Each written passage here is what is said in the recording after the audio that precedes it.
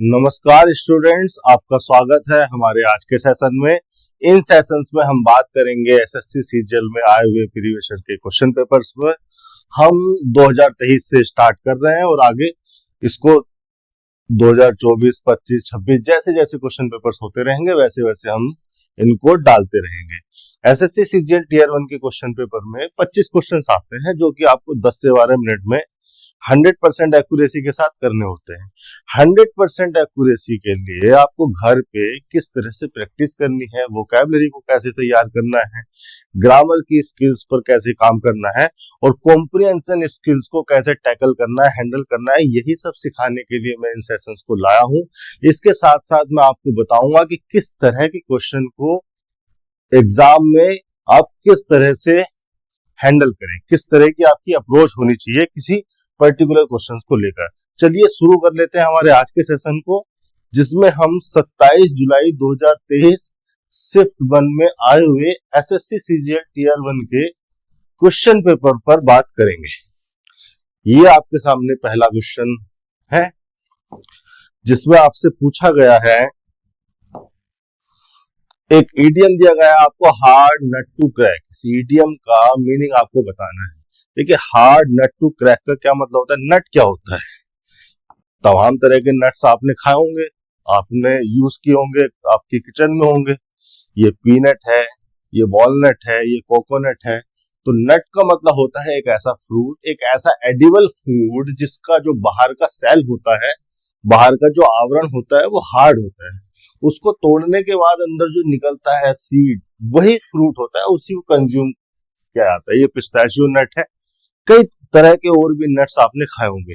तो यहाँ पर एक ऐसे हार्ड नट की बात की जा रही है जिसको क्रैक करना मतलब तोड़ना डिफिकल्ट है। हार्ड नट टू क्रैक, ये मेटाफोरिकल सेंस में, ये इडियम मेटाफोरिकल सेंस में रिफर करता है एक ऐसी डिफिकल्ट प्रॉब्लम को या सिचुएशन को जिसको सोल्व करना बड़ा मुश्किल है। तो इसका हो जाएगा पहला option, a problem difficult to solve. एक तो मीनिंग यही हो गया इसका पहला मीनिंग। या फिर एक ऐसा पर्सन जिसको हैंडल करना, जिसको डील विद करना बड़ा मुश्किल हो, उस पर्सन को भी आप हार्ड नट टू क्रैक कह सकते हैं। A person difficult to handle और डील विद। बाकी के जो ऑप्शंस है उसमें इस ईडियम का मीनिंग नहीं है। अगले क्वेश्चन पर चल लेते हैं। Question number 2। क्वेश्चन नंबर 2 में आपको दिया गया है एक सेंटेंस जिसको पैसिव वॉइस में कन्वर्ट करके आपको बताना है। Samyukta has to bake 51 cakes for the anniversary party. देखिए, सबसे पहले आपको ये पता होना चाहिए कि सेंटेंस का एक्टिव वॉइस या पैसिव वॉइस नहीं होता। सेंटेंस को एक्टिव फॉर्म में या पैसिव फॉर्म में मान लिया जाता है। एक्चुअली में एक्टिव फॉर्म या पैसिव फॉर्म होती है वर्ब की। जब हम बात करते हैं कि एक्टिव वॉइस है, जब हम पैसिव वॉइस की बात करते हैं तो हम उसकी वर्ब को एक्टिव स्ट्रक्चर या पैसिव स्ट्रक्चर कह रहे होते हैं। एक्टिव स्ट्रक्चर का मतलब क्या है? एक्टिव स्ट्रक्चर का मतलब है कि कोई भी वर्ब है जो उसका सब्जेक्ट है वही उसका डूअर होगा, और ट्रांजिटिव वर्ब है तो उसके बाद उसका ऑब्जेक्ट लगा होगा। पैसिव फॉर्म में हम सिचुएशन को थोड़ा उलट देते हैं। पैसिव फॉर्म में वो जो वर्ब है, जो ट्रांजिटिव नेचर की वर्ब है, वो बी प्लस वर्ब की थर्ड फॉर्म की स्ट्रक्चर में होती है। बी प्लस वर्ब की थर्ड फॉर्म ये पैसिव वॉइस की पहचान है। जहां भी आपको बी प्लस वर्ब की थर्ड फॉर्म मिल जाए वो होगी पैसिव फॉर्म। पहला चेंज तो हम ये लाते हैं। दूसरा चेंज हम लाते हैं सब्जेक्ट के लेवल पर। जो सब्जेक्ट है, चूंकि वही डूअर था तो उसको हम बाई प्रीपोजिशन का डूअर बना देते हैं, और बाई प्रीपोजिशन के बाद उसका ऑब्जेक्ट लिखा जाता है जो कि कोई डूअर होता है। एक्चुअली में बाई प्रीपोजिशन इसीलिए लगाई, और कोई प्रीपोजिशन क्यों यूज नहीं कर रहे। यूजुअली हम बाई प्रीपोजिशन को ही यूज करते हैं क्योंकि वो डूअर को रिफर करने के लिए यूज की जाती है। बाई प्रीपोजिशन का जो ऑब्जेक्ट है ये वही है जो एक्टिव फॉर्म में उस वर्ब का सब्जेक्ट था। अगर डूअर है तो बाई प्रीपोजिशन लगा देंगे, और कोई सिचुएशन और कोई फैक्टर है तो और कोई प्रीपोजिशन भी संभव है। तीसरा जो चेंज हम ये लाते हैं वो लाते हैं हम ट्रांजिटिव वर्ब के ऑब्जेक्ट को सब्जेक्ट बना देते हैं। कोई भी जो ऑब्जेक्ट होगा, जैसे यहाँ पर 51 केक है, तो इस ऑब्जेक्ट को उठाकर क्या बना देंगे, सब्जेक्ट बना देंगे। ये तीन मुख्य चेंज हम सेंटेंस की स्ट्रक्चर में लाते हैं और वर्ब को एक्टिव से पैसिव में ले जाते हैं। इसके अलावा हमें ध्यान रखना है कि चाहे हम एक्टिव से पैसिव में कन्वर्ट करें, चाहे हम सेंटेंस को या वर्ब को पैसिव से एक्टिव में कन्वर्ट करें, सेंटेंस का टेंस चेंज नहीं होना चाहिए, स्टेट चेंज नहीं होनी चाहिए, उसका मीनिंग चेंज नहीं होना चाहिए। टेंस, स्टेट और मीनिंग को सेम रखते हुए वर्ब की स्ट्रक्चर को चेंज करना होता है। अब सबसे पहले तो हमें ये पता लगाना है कि यहाँ पर कौन सी वाली वर्ब है जिसको हमें चेंज करना है, जिसको बी प्लस वर्ब की थर्ड फॉर्म में लाना है। पहली तो वर्ब एक लगी है, उसके बाद to bake, to plus V one infinitive लगा है। देखिए कई बार ग्रामरियन इस स्ट्रक्चर को इस तरह से समझाते हैं, वो कहते हैं कि ये जो हैज टू है ये सेमी मोडाल है और बेक यहाँ पर मेन वर्ब है। देखिए फंक्शनली ये कहा जा सकता है कि हैज टू, हैव टू या हैड टू यहाँ पर सेमी मोडाल है, लेकिन सिंटैक्टिकली अगर आप देखोगे तो यहाँ पर संयुक्ता तो सब्जेक्ट है, उसके बाद ये जो हैज है ना ये मेन वर्ब के फंक्शन में ही है। और ये मेन वर्ब चूंकि ट्रांजिटिव नेचर की होती है इसलिए इसने अपने बाद ऑब्जेक्ट लिया है और वो ऑब्जेक्ट है टू प्लस बी वन यानी कि इन्फिनिटिव, जो कि किसी एक्टिविटी को रिफर करेगा, एक्टिविटी या टास्क को रिफर करेगा। अब यहां पर मीनिंग यानी कि फंक्शन कुछ इस प्रकार का निकल के आता है इस स्ट्रक्चर का कि संयुक्ता के पास एक एक्टिविटी है करने के लिए। अगर संयुक्ता के पास कोई जॉब है, कोई टास्क है, कोई एक्टिविटी है करने के लिए, इसका मतलब वो ऑब्लाइज्ड है। यहां से कहा जा सकता है कि हैज टू कॉम्बिनेशन एक ऑब्लिगेशन या ऑब्लिगेटरी सिचुएशन को रिफर करने के लिए यूज किया जाता है, यानी कि उसकी मजबूरी है, नेसेसिटी है, उसको ये करना ही पड़ेगा क्योंकि उसके पास एक टास्क है करने के लिए, एक एक्टिविटी है। तो फंक्शनली ये कहा जा सकता है ये जो हैज टू है ये सेमी मोडाल के फंक्शन में है। धीरे धीरे स्ट्रक्चर डेवलप होती रही, ग्रामरियन ने इसको इस तरह से जस्टिफाई कर दिया कि हैज टू स्ट्रक्चर को हम सेमी मोडाल कंसीडर करेंगे और ये जो बेक है ये हो गई हमारी मेन वर्ब। तो हैज टू स्ट्रक्चर तो सेमी मोडाल है, इसका तो पैसिव बनेगा नहीं, पैसिव बनेगा मेन वर्ब का। तो बेक का हो जाएगा बी बेक्ड। फिर मैंने और क्या कहा, मैंने कहा टेंस और स्टेट और मीनिंग चेंज ना हो जाए। यहां पर तो आपने टेंस चेंज कर दिया, बिल ले आए, यहां पर भी आपने हेड लगा दिया, यहां पर आपने टेंस को सेम रखा है। लेकिन आप यहां पर देखेंगे कि 51 केक्स अगर सब्जेक्ट है, सब्जेक्ट अगर हमारा प्लूरल है तो हैज हम यूज ही नहीं कर सकते, हमें यूज करना पड़ेगा हैव। तो थर्ड ऑप्शन हमारा सही होगा। 51 cakes have to be baked by Sanyukta for the anniversary party. Question number 2 का third option. Question number 3, select the incorrectly spelled word. Incorrectly spelled word को बताना है सबमिसिव, वैलिडिटी, कैलेडोस्कोप, एनिमेशन। देखिए submissive इसमें गलत लिखा हुआ है, सबमिसिव में यहाँ पर डबल एस होता है, सही स्पेलिंग होती है सबमिसिव की SUPMI, यहाँ पर सिंगल एस लगा रखा है IVE। एक्चुअली में सबमिसिव जो वर्ड है ये तो एक एडजेक्टिव है, ये बना है वर्ब सबमिट से। सबमिट का एक मीनिंग तो ये होता है कि आपने अपनी किसी एप्लीकेशन को, किसी फॉर्म को, किसी डॉक्यूमेंट को सबमिट कर दिया, जिस भी अथॉरिटी को देना था उस अथॉरिटी को दे दिया। दूसरा मीनिंग सबमिट का होता है, जो मीनिंग को यूज करते हुए ये एडजेक्टिव बनाया गया है वो मीनिंग मैं आपको बताता हूं सबमिट का। सबमिट का मतलब होता है टू एक्सेप्ट और yield to a superior force और अथॉरिटी। यील्ड का मतलब होता है यहां पर सरेंडर, SURRENDER, सरेंडर। तो किसी सुपीरियर पावर, सुपीरियर फोर्स या सुपीरियर अथॉरिटी के सामने सरेंडर कर जाना, उसको एक्सेप्ट कर लेना, यील्ड टू कर जाना, सबमिट कर देना होता है। चूंकि यील्ड के बाद टू प्रीपोजिशन लगाई जाती है, सबमिट को जब भी आप वर्ब की तरह इस्तेमाल करोगे, इंट्रांजिटिव नेचर की वर्ब है, इसके बाद टू प्रीपोजिशन ही लगाओगे। टू प्रीपोजिशन के बाद आएगा वो फैक्टर वो पावर, वो फोर्स, वो अथॉरिटी जिसके सामने आप सबमिट कर गए, ये जिसको आपने सबमिट कर दिया, झुक गए। सबमिट का एक दूसरा मीनिंग हो सकता है, मतलब इसी मीनिंग को दूसरे शब्दों में लिखवा रहा हूं। सबमिट का मतलब है to accept,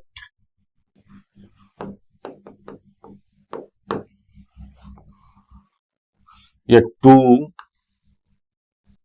B controlled by a superior force और अथॉरिटी। अच्छा, सबमिसिव का मतलब क्या हो गया? सबमिसिव एडजेक्टिव है। सबमिसिव का मतलब हो गया showing a willingness to be controlled by others, या showing a willingness to accept और yield to a superior power और फोर्स और अथॉरिटी। किसी पर्सन में अगर एक ऐसी विलिंगनेस है जो कि दूसरी पावर के सामने, अथॉरिटी के सामने झुक जाए, तो हम उस पर्सन को कह सकते हैं सबमिसिव। उसके आइडियाज को, उसके प्लान को, उसके बिहेवियर को, उसकी एक्टिविटी को कह सकते हैं submissive. Showing a willingness to accept or yield to a superior power or authority. Yes, showing a willingness to be controlled by others. उसी मीनिंग को दूसरे शब्दों में लिखवा रहा हूं एडजेक्टिव के फंक्शन में। इसी तरह से आपको पढ़ना है वोकैबुलरी को। जब आप तैयार कर रहे हो, समझने की कोशिश कर रहे हो, तो आपने किसी वर्ड के रूट वर्ड को देखना है। अगर आपको सबमिट वर्ड का मतलब समझ में आ गया तो आपको सबमिसिव भी समझ में आ जाएगा, सबमिशन भी समझ में आ जाएगा, और कोई वर्ड इससे बन रहा होगा वो भी समझ में आ जाएगा। वैलिडिटी की बात करते हैं तो सही ऑप्शन तो हमारा यही है, यही इंटरेक्टिव वर्ड है। लेकिन बाकी शब्दों को भी देख लेते हैं, उनके क्या मतलब है। देखिए, वैलिडिटी बना है वैलिड से। वैलिडिटी का मतलब होता है द फैक्ट और state of being valid. The fact और state of being valid. Valid का क्या मतलब होता है? वैलिड है एडजेक्टिव। वैलिड का मतलब होता है बेस्ड ऑन ट्रुथ और रीजन। कोई भी इंफॉर्मेशन, कोई भी सिचुएशन अगर रीजनेबल है, ट्रुथफुल है, तो आप उसको कह सकते हो हाँ ये वैलिड है, ठीक है। बेस्ड ऑन ट्रुथ और रीजन, या फिर कुछ भी ऐसा जो लीगली इफेक्टिव हो, लीगली इफेक्टिव हो। एक कानून ने उसको अलाउ कर दिया हो, परमिट कर दिया हो कि हाँ ऐसा किया जा सकता है, तो वो हो गया वैलिड। चूंकि लीगली इफेक्टिव है तो एक्सेप्टेबल है, तो वैलिड का एक मीनिंग यहां से ये भी आ जाएगा, एबल टू बी एक्सेप्टेड। जिसको एक्सेप्ट किया जा सके वो वैलिड है। यहां से मीनिंग निकल के आता है वैलिडिटी का। कैलेडोस्कोप का क्या मतलब? देखिए, कैलेडोस्कोप एक इंस्ट्रूमेंट होता है, इस तरह का होता है। ये होता है, ये है कैलेडोस्कोप। ये एक सिंगल भी हो सकता है और इस तरह से दो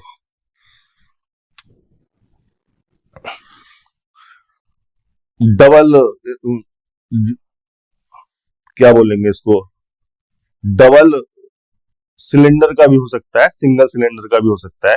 देखिए, लड़की ने पकड़ा हुआ है, सिंगल सिलेंडर का है। जब आप इसमें झांक के देखोगे तो इस तरह की नई नई क्रिएटिव इमेजेस मिलती हैं। इसको एडजस्ट वगैरह किया जा सकता होगा। मैंने तो कभी यूज नहीं किया है, आपको कहीं मेले वगैरह में मिले तो खरीद लाना, ठीक मनोरंजन हो जाएगा। इसको बोलते हैं कैलेडोस्कोप। इसकी स्पेलिंग भी सही लिखी है। इसके बाद एक वर्ड आया था एनिमेशन।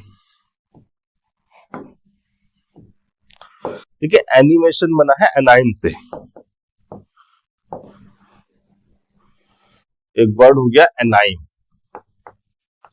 अब ये जो एनाइम है, इस एनाइम का मतलब है ये लाइवली क्रिएशन, आर्टिफिशियल क्रिएशन है, लाइवली है। कंप्यूटर या सॉफ्टवेयर का यूज करके इनको बनाया जाता है। और इस आर्ट को इस क्रिएशन को कहते हैं एनिमेशन। ये एक जापानीज आर्ट है, जापान में इसकी शुरुआत की गई थी। इनको कहते हैं अनाइम, इन कैरेक्टर्स को कह देते हैं अनाइम, और इसी से बना है एनिमेशन। बहुत सारे कैरेक्टर्स आपने देखे होंगे, चाहे वो टॉम एंड जेरी हो, मिक्की एंड माउस हो, और भी बहुत सारी एनिमेशन मूवीज आती हैं, इसी जापानीज आर्ट का यूज करके वो बनाई जाती हैं। यहां पर मैं अगर किसी भी ब्रांड का नाम लेता हूं तो सिर्फ आपको एजुकेट करने के लिए, मैं यहाँ किसी को प्रमोट करने के लिए नहीं बैठा हूं। प्रमोशन मुझे किसी का आता भी नहीं है, मैंने कभी खुद को ही प्रमोट नहीं किया, किसी और को क्या करूंगा। एजुकेशन में इंटरेस्ट है बस। Question number 4। क्वेश्चन नंबर 4 में वन वर्ड सब्स्टिट्यूट बताना है इटैलिसाइज ग्रुप ऑफ वर्ड्स का। क्या वर्ड है? Circular arrangement of flower. देखिए, जिन वर्ड्स का वन वर्ड पूछा है उन्हीं को मैं पढ़ूंगा। पूरा स्टेटमेंट पढ़ने का ना मुझे जरूरत है, ना मेरे पास टाइम है। हाँ, अगर मुझे इन वर्ड्स का मीनिंग ही समझ में नहीं आ रहा है, इनका मीनिंग ही मुझे पता नहीं है, तब मैं पूरे स्टेटमेंट को पढ़ने की कोशिश कर सकता हूं इन वर्ड्स के मीनिंग का अंदाजा लगाने के लिए। लेकिन अगर मुझे ये वर्ड समझ में आ रहा है, मुझे इनका मीनिंग समझ में आ रहा है, तब मैं पूरे स्टेटमेंट को पढ़ने में अपना समय खराब नहीं करूंगा। तो मुझसे पूछा है circular arrangement of flowers, birds, posies, buckets या रेथ्स। ठीक है, चारों को मैं आपको इमेज के द्वारा दिखाने वाला हूं कि कैसे होते हैं। रेथ क्या होता है? देखिए, ये होता है रेथ।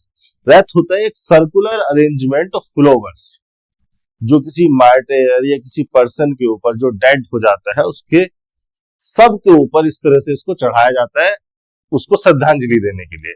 यहाँ पर एक फौजी भाई की अभी भी डेथ हुई है और इनको श्रद्धांजलि दी जा रही है इस रेथ के द्वारा, इसको बोलते हैं रेथ। और भी कई तरह का हो सकता है। ये देखिए कितना फ्लोरी है, ये देखिए कितना अच्छा है, कितना बढ़िया है, इसको बोलते हैं रेथ। फिर इसके बाद एक वर्ड आया था बकेट। ये मैडम के हाथ में बकेट है, हम कुछ फूल, फ्लावर्स के बंडल बना लेते हैं, एक किसी पर्सन को एक गिफ्ट देने के लिए, उसको विश करने के लिए हम उसके हाथ में पकड़ा देते हैं, ये होता है बकेट। अ कलेक्शन और बंडल ऑफ फ्लावर्स।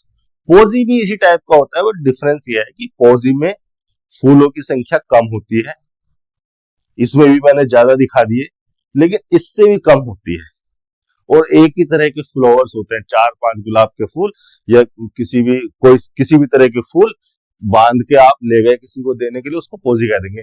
बकेट में फूलों की संख्या ज्यादा होती है, तरह तरह के डिफरेंट नेचर के फ्लावर्स होते हैं, तो पोजी और बकेट में ये फर्क है। बड का मतलब होता है कली।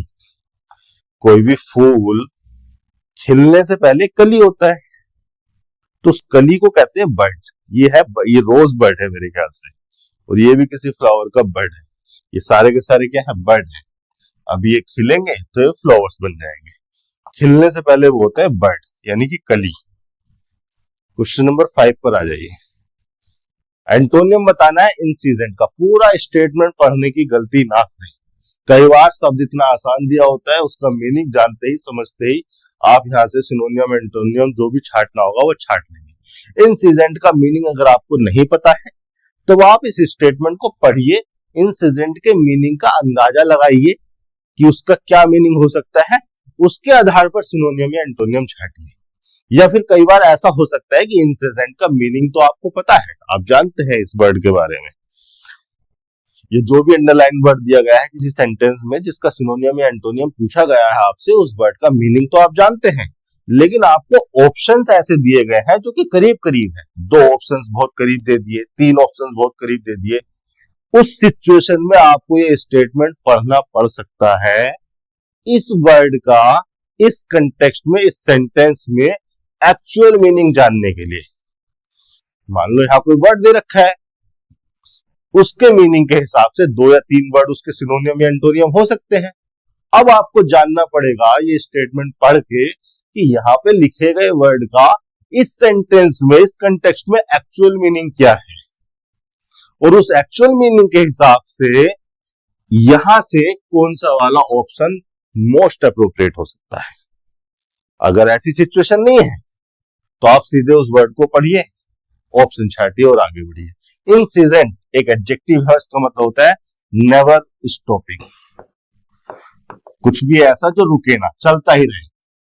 इस पे जब रुकेगा नहीं तो अनप्लीजेंट हो जाएगा, स्पेशली इन अनप्लीजेंट वे। यहाँ पर इंसिडेंट रेन्स की बात हो रही है, मतलब ऐसी बारिश जो रुकी नहीं रही, चलती जा रही है। अब कोई भी चीज बहुत समय तक बिना रुके होती रहे तो वो अनप्लीजेंट ही होने लगती है। तो इंसिडेंट का मतलब होता है नेवर स्टॉपिंग। क्या होना चाहिए इसका antonym? Insistent, daily, sporadic, continuous. देखिए कॉन्टिन्यूअल तो इंसिडेंट के सिमिलर मीनिंग में है, कॉन्टिन्यूअल तो इसका एंटोनियम अपोजिट हो नहीं सकता, बल्कि सिमिलर मीनिंग को कन्वे करने वाला वर्ड है। कॉन्टिन्यूअल का मतलब होता है हैपनिंग रिपीटेडली, कुछ भी ऐसा जो बार बार रिपीटेडली हो रहा हो। हैपनिंग रिपीटेडली, बार बार होगा तो अनप्लीजेंट हो ही जाएगा। इंसिस्टेंट का क्या मतलब होता है? इंसिस्टेंट बना है इंसिस्ट से। इंसिस्ट एक वर्ब होती है, और इंसिस्ट का मतलब होता है किसी भी चीज को मतलब किसी भी चीज को करने के लिए जोर देना, कहना। To firmly say that something must be done और समथिंग मस्ट बी ट्रू, मतलब ये कहना जोर देकर कि ऐसा होना चाहिए। इसका मतलब आप उस बात पर इंसिस्ट कर रहे हैं। इंसिस्ट का मतलब हो गया to firmly say that something must be done और true, something must be true और something must be done. Insist से बना है इंसिस्टेंट। इंसिस्टेंट का मतलब हो गया इंसिस्टिंग। कोई भी ऐसा पर्सन जो इंसिस्ट कर रहा हो, या कोई भी ऐसी सिचुएशन जिसमें किसी बात पर या किसी एक्शन पर इंसिस्ट किया जा रहा हो, वो हो गया इंसिस्टेंट। डेली का मीनिंग आपको बताया, तो इंसिस्टेंट भी आउट ऑफ कंटेक्स्ट वर्ड है, इंसिडेंट के आसपास नहीं है। डेली भी नहीं हो सकता, इसका एंटोनियम हो जाएगा स्पोरेडिक। स्पोरेडिक का मतलब होता है स्कैटर्ड, आइसोलेटेड, अलग अलग हो। एक यहाँ है, एक यहाँ है, एक यहाँ पड़ा हुआ है, एक यहाँ पड़ा हुआ है, एक यहाँ पड़ा हुआ, स्कैटर्ड है, तो उसको बोल देंगे स्पोरेडिक। अब ये जो स्कैटरिंग है, ये जो स्कैटरनेस है, मतलब जो भी बोलेंगे, जो बिखराव है, ये जो आइसोलेशन है, ये टाइम के रिस्पेक्ट में भी हो सकता है। आपके पास बिस्किट है, आपके पास 6 बिस्किट है, एक बिस्किट यहाँ पड़ा हुआ है, एक बिस्किट यहाँ पड़ा हुआ है, एक बिस्किट यहाँ पे, एक यहाँ पे, एक यहाँ पे, तो एक साथ नहीं है, अलग अलग है। इस बिखराव को, इस स्कैटरिंग को रिफर करता है स्पोरेडिक। अब ये बिखराव टाइम के कंटेक्स्ट में भी हो सकता है। मान लो आज बारिश हो गई, अब पता नहीं कब होगी, अब चलो 3 दिन बाद फिर हो गई, अब बहुत दिनों तक नहीं हुई, 14-15 दिन बाद फिर हो गई, फिर नहीं हुई 1-1.5 महीने तक, फिर हो गई। तो ये जो बिखराव है टाइम के रेस्पेक्ट में, ये जो इनफ्रीक्वेंसी है, इसको भी स्पोरेडिक वर्ड रिफर कर सकता है। स्पोरेडिक वर्ड का टाइम के कंटेक्स्ट में मीनिंग हो जाएगा हैपनिंग इररेगुलरली, हैपनिंग इररेगुलरली। तो इंसिडेंट का मीनिंग आ रहा था जो कि होता ही रहे, रुके ना, और स्पोरेडिक का मतलब जब कभी कभी हो गया, थोड़ा सा हुआ फिर रुक गया, फिर हो गया कभी 8-10 दिन बाद, तो इसका एंटोनियम हो जाएगा स्पोरेडिक, इंसिडेंट का। क्वेश्चन नंबर 5 हो गया, आगे चलते हैं। इसी तरह से समझना है वोकैब को, मतलब वोकैब का रट्टा मारना भी इतना जरूरी नहीं है, मैं तो समझने पे ज्यादा ध्यान देता हूं। अगर आप शब्दों के मीनिंग को समझ गए, वो आपके दिमाग में ज्यादा समय के लिए रहने वाले हैं। 1-2 बार रिवाइज करके ही वो आपके लिए एग्जाम के में जाने तैयार हो जाएंगे, मतलब एग्जाम में जाने लायक तैयारी आपकी वोकैब की हो जाएगी अगर आप समझ के उसको पढ़ रहे हैं। 1-2 बार रिवाइज करके वन वर्ड सब्स्टिट्यूट बताना है, the practice of writing dictionaries. Anthropology क्या है, लेक्सिकोग्राफी क्या है, फोटोग्राफी क्या है, फिलोलॉजी क्या है। इमेज के द्वारा मैं आपको समझाता हूँ। देखिए एंथ्रोपोलॉजी में जो वर्ड है ना, ये एंथ्रोपोलॉजी में ये जो एंथ्रोपो वर्ड है, एंथ्रोपो, ये आया है एंथ्रोपोस से, एंथ्रोपोस। और एंथ्रोपोस ग्रीक भाषा का शब्द है और इसका मतलब होता है ह्यूमन। तो और लॉजी का मतलब होता है टू स्टडी। तो एंथ्रोपोलॉजी का मतलब हो गया ह्यूमंस को स्टडी करना। खोलकर मैं आपको बताऊं तो एंथ्रोपोलॉजी एक एक डिसिप्लिन है, एक डोमेन ऑफ सब्जेक्ट है, एक डोमेन ऑफ स्टडी है, जिसमें अध्ययन क्या आता है, स्टडी क्या आता है, ह्यूमंस के ओरिजिन को सॉरी ह्यूमंस के डेवलपमेंट को, उनके बिहेवियर को, उनके कल्चर को, उनकी सोसाइटीज को, चाहे वो पास्ट की हो चाहे वो प्रेजेंट की हो। तो हम एंथ्रोपोलॉजी का मतलब है, anthropology is the study of humans, their origin, their development, their evolution, their culture, their behaviour, their societies. यहां पर मैंने दिखाया भी है, इमेज के द्वारा आपको दिखाने की कोशिश की है किस तरह से ह्यूमन एनिमल से ह्यूमन बनता चला गया। ये सारी की सारी स्टडी एंथ्रोपोलॉजी में आ जाती है। एंथ्रोपोलॉजी किन किन सब्जेक्ट्स को कवर करने लगती है, ये एंथ्रोपोलॉजी की डोमेन ही है। ह्यूमन बायोलॉजी को आप पढ़ोगे, कैसे कैसे उसकी बायोलॉजी में चेंजेस आए, इवोल्यूशन आप पढ़ोगे, लैंग्वेजेस में क्या क्या चेंजेस, सोसाइटी में क्या क्या चेंजेस आए, ह्यूमन बिहेवियर को आप स्टडी करते हो, कल्चर को स्टडी करते हो, एंथ्रोपोलॉजी के अंदर ये सारी चीजें आ जाती हैं। फिर अगला एक वर्ड था हमारा लेक्सिकोग्राफी। देखिए लेक्सिकोग्राफी में जो लेक्सिको वर्ड है ये बना है लेक्सिकोन से, ग्रीक भाषा का शब्द है। लेक्सिकोन बना है लेक्सी, ये जो होता है ना लेक्सी का मतलब होता है वर्ड, और लेक्सिकोन का मतलब हो गया कलेक्शन ऑफ वर्ड्स। अब वर्ड्स के कलेक्शन को कहते हैं डिक्शनरी। तो लेक्सिकोन रिफर करता है डिक्शनरी को या वोकैबुलरी को। ग्राफी का मतलब होता है टू राइट या राइटिंग। ग्राफ बनाते हैं ना आप, क्या करते हैं, राइट ही तो करते हैं कुछ ना कुछ। तो ग्राफी रिफर करता है फॉर्म ऑफ राइटिंग।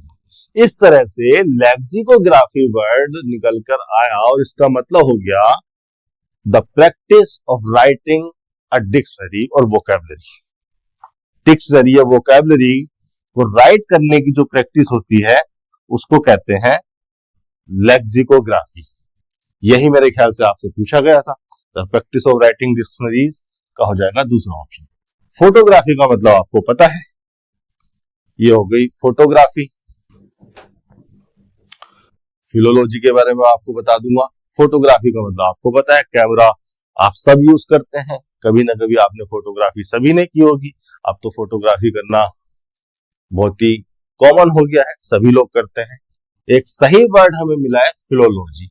फिलोलॉजी का मतलब क्या है, देखिए फिलोलॉजी में जो फिलो है ना, फिलो ये आया फिलोस से, और फिलोस का मतलब हो गया लव या पैशन या फॉन्ड, किसी चीज का शौकीन होना, किसी चीज से प्यार होना। फिलोस रिफर करता है लव को। और लॉजी बना है, ये वाला जो लॉजी है ये आया है लोगोस से निकल, और लोगोस का मतलब ही वर्ड्स ही होता है, वर्ड्स, स्पीच या लैंग्वेज etc। फिलोलॉजी रिफर करता है किसी लैंग्वेज की स्टडी को। अब देखिए लैंग्वेज की स्टडी मतलब किस तरह की स्टडी होती है। फिलोलॉजी या एक फिलोलॉजिस्ट लैंग्वेज को किस तरह से स्टडी करता है। फिलोलॉजी होती है किसी लैंग्वेज की, उसकी स्ट्रक्चर की, उसकी डेवलपमेंट की स्टडी। जैसे कोई भी हिंदी, हमारी लैंग्वेज जो मैं भाषा बोल रहा हूं, जो मेरा मीडिया ऑफ इंस्ट्रक्शन है वो हिंदी लैंग्वेज है, जो मैं पढ़ा रहा हूँ इंग्लिश लैंग्वेज है। तो हिंदी लैंग्वेज या इंग्लिश लैंग्वेज या कोई भी लैंग्वेज कैसे ओरिजिनेट हुई, कैसे वो उसमें डेवलपमेंट आया, कैसे उसकी स्ट्रक्चर चेंज होती चली गई, इन सबको एंशिएंट टेक्स्ट की हेल्प से, मतलब हिस्टोरिकल डॉक्यूमेंट्स में जाके इन सबको स्टडी करना। देखिए मैंने यहां पर दिखाया है एक संस्कृत हिस्टोरिकल डॉक्यूमेंट है जहां से जो है हमारी हिंदी निकल के आई है। अब ये मैंने आपको इसे दिखाया कि एक फिलोलॉजिस्ट स्टडी करता है एंशिएंट हिस्टोरिकल डॉक्यूमेंट्स को, और स्टडी करके पता लगाने की कोशिश करता है कि कोई भी लैंग्वेज कैसे डेवलप हुई, कैसे ओरिजिनेट हुई और कैसे उसकी स्ट्रक्चर में चेंज आया। ये हो गया फिलोलॉजिस्ट, और फिलोलॉजी हो गई study of a language, there structure and development. एक वर्ड होता है लिंग्विस्ट। लिंग्विस्ट भी एक ऐसा पर्सन है जो लैंग्वेज को स्टडी करता है। जैसे मैं अपने आप को लिंग्विस्ट कह सकता हूं क्योंकि मैं किसी लैंग्वेज को स्टडी करता हूं या टीच करता हूं, पढ़ाता हूं, समझता हूं, सीखता हूं, समझाता हूं। लेकिन लिंग्विस्ट और फिलोलॉजिस्ट में एक फर्क है। फिलोलॉजिस्ट किसी लैंग्वेज के डेवलपमेंट, उसके ओरिजिन, उसकी स्ट्रक्चर में किस तरह से चेंज आता गया है टाइम के साथ साथ, इन सब पर फोकस करता है। हिस्टोरिकल डॉक्यूमेंट्स पर फोकस करेगा, जानने की कोशिश करेगा। लिंग्विस्ट मॉडर्न फॉर्म में, कोई भी लैंग्वेज आज किस फॉर्म में लिखी जाती है, बोली जाती है, सिर्फ उस पर फोकस। मैं आपको क्या पढ़ाता हूँ, इंग्लिश को आज हम कैसे इस्तेमाल करते हैं, एसएससी के पर्सपेक्टिव से मैं आपको इंग्लिश को मॉडर्न वे में, या जो मॉडर्न इंग्लिश है उसी को तो टीच करता हूं। अब इंग्लिश कहाँ से आई, कैसे डेवलप हुई, ये सब हमारा डोमेन ऑफ फोकस नहीं है। तो हम अपने आप को कह सकते हैं लिंग्विस्ट। लिंग्विस्ट का मतलब हो गया linguist studies language scientifically including structure, sound, meaning and use. Modern और लिविंग लैंग्वेजेस पर ये फोकस करता है। चलिए अगला वर्ड समझ लेते हैं। क्वेश्चन नंबर 7 में एंटोनियम पूछा गया है ट्राइवल का। ट्राइवल एक एडजेक्टिव है। ट्राइवल का मतलब हो गया, ट्राइवल बोलेंगे, ट्रिवियल बोलेंगे, जो भी बोलेंगे इसको, हैविंग लिटिल वैल्यू और इंपॉर्टेंस। हैविंग लिटिल वैल्यू और इंपॉर्टेंस।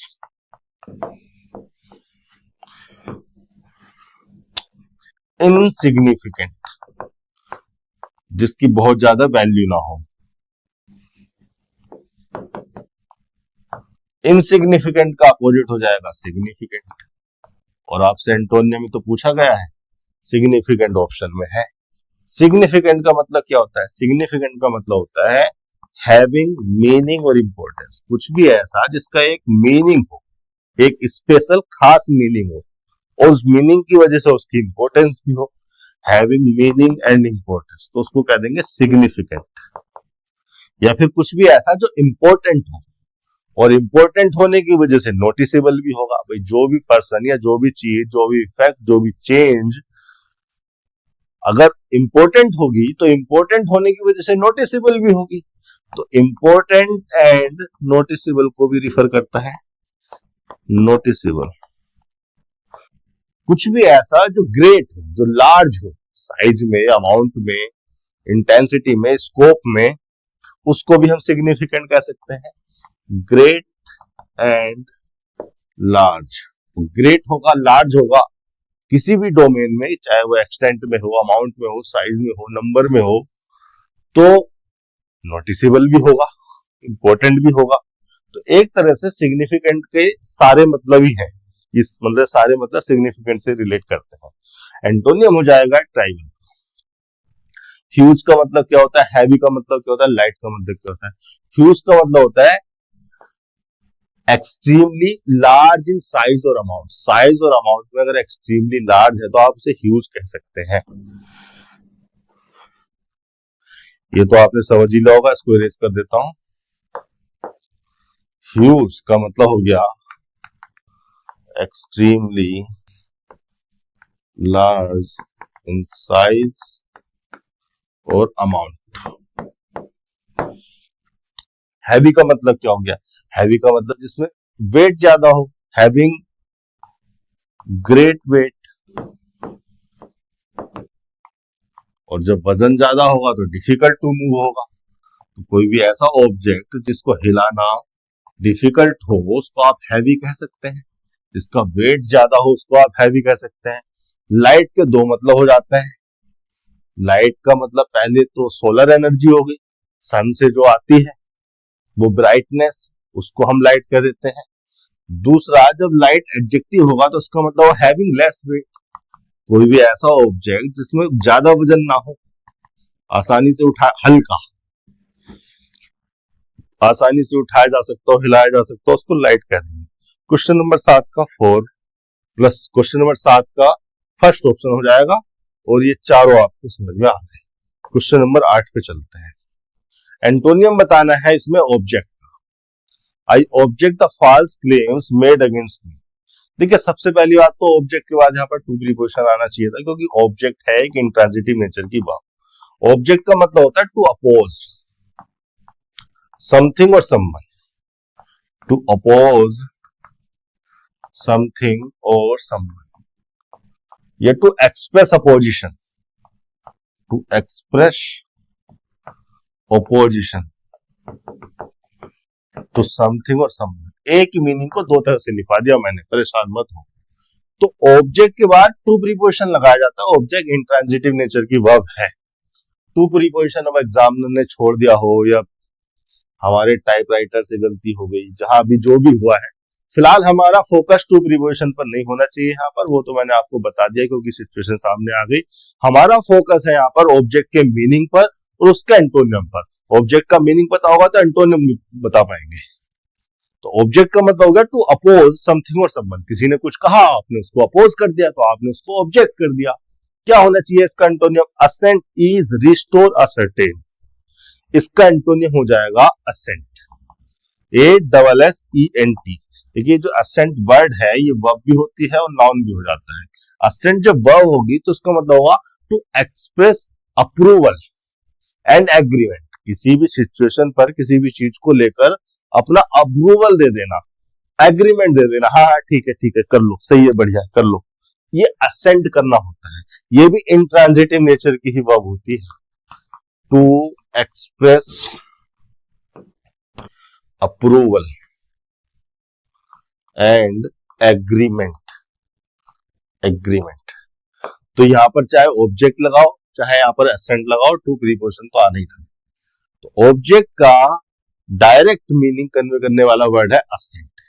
असेंट जब नाउन होगा, डायरेक्ट अपोजिट मीनिंग को कन्वे कर रहा है ऑब्जेक्ट के असेंट। असेंट जब नाउन होगा तो इसको मतलब होगा expression of approval and expression of approval and agreement. Object का मतलब था अपोज करना, असेंट का मतलब था अप्रूव कर देना, एग्री कर देना कि हाँ ठीक है कर लो। ईज का मतलब क्या है? ऑप्शन तो हमारा फर्स्ट हो गया। ईज का मतलब क्या है?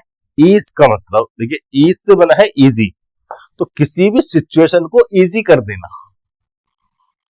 किसी भी सिचुएशन को इजी अवस्था में ला देना, ईज कर देना होता है। ईज से तो बना है इजी। इजी हो गया एडजेक्टिव और ईज है वर्ब, ट्रांजिटिव नेचर की वर्ब है।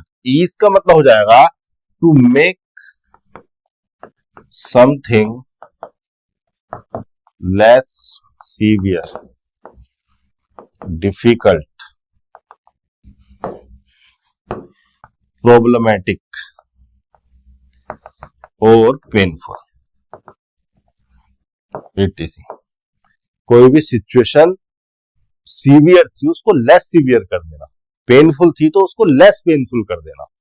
मुझे चोट लगी हुई है, आपने मेरी चोट पे मरहम लगा दिया, तो आपने मेरे पेन को क्या कर दिया? ईज कर दिया, मरहम लगा दिया या कोई पेन किलर दे दिया जिससे मेरा दर्द कम हो गया, मेरी इंजरी लेस पेनफुल हो गई, मेरी इंजरी लेस सीवियर हो गई, लेस प्रॉब्लमैटिक हो गई। तो आपने क्या किया? मेरी इंजरी को, मेरे पेन को ईज कर दिया। फिर एक वर्ड आपके सामने आया है रीस्टोर। रीस्टोर, री का मतलब बैक साइड में किसी इफेक्ट को बैक साइड में ले जाना, वापस कर देना। रीस्टोर का मतलब होता है to return something to a previous good condition और state. To return something to a the previous good condition और स्टेट, गुड कंडीशन और स्टेट।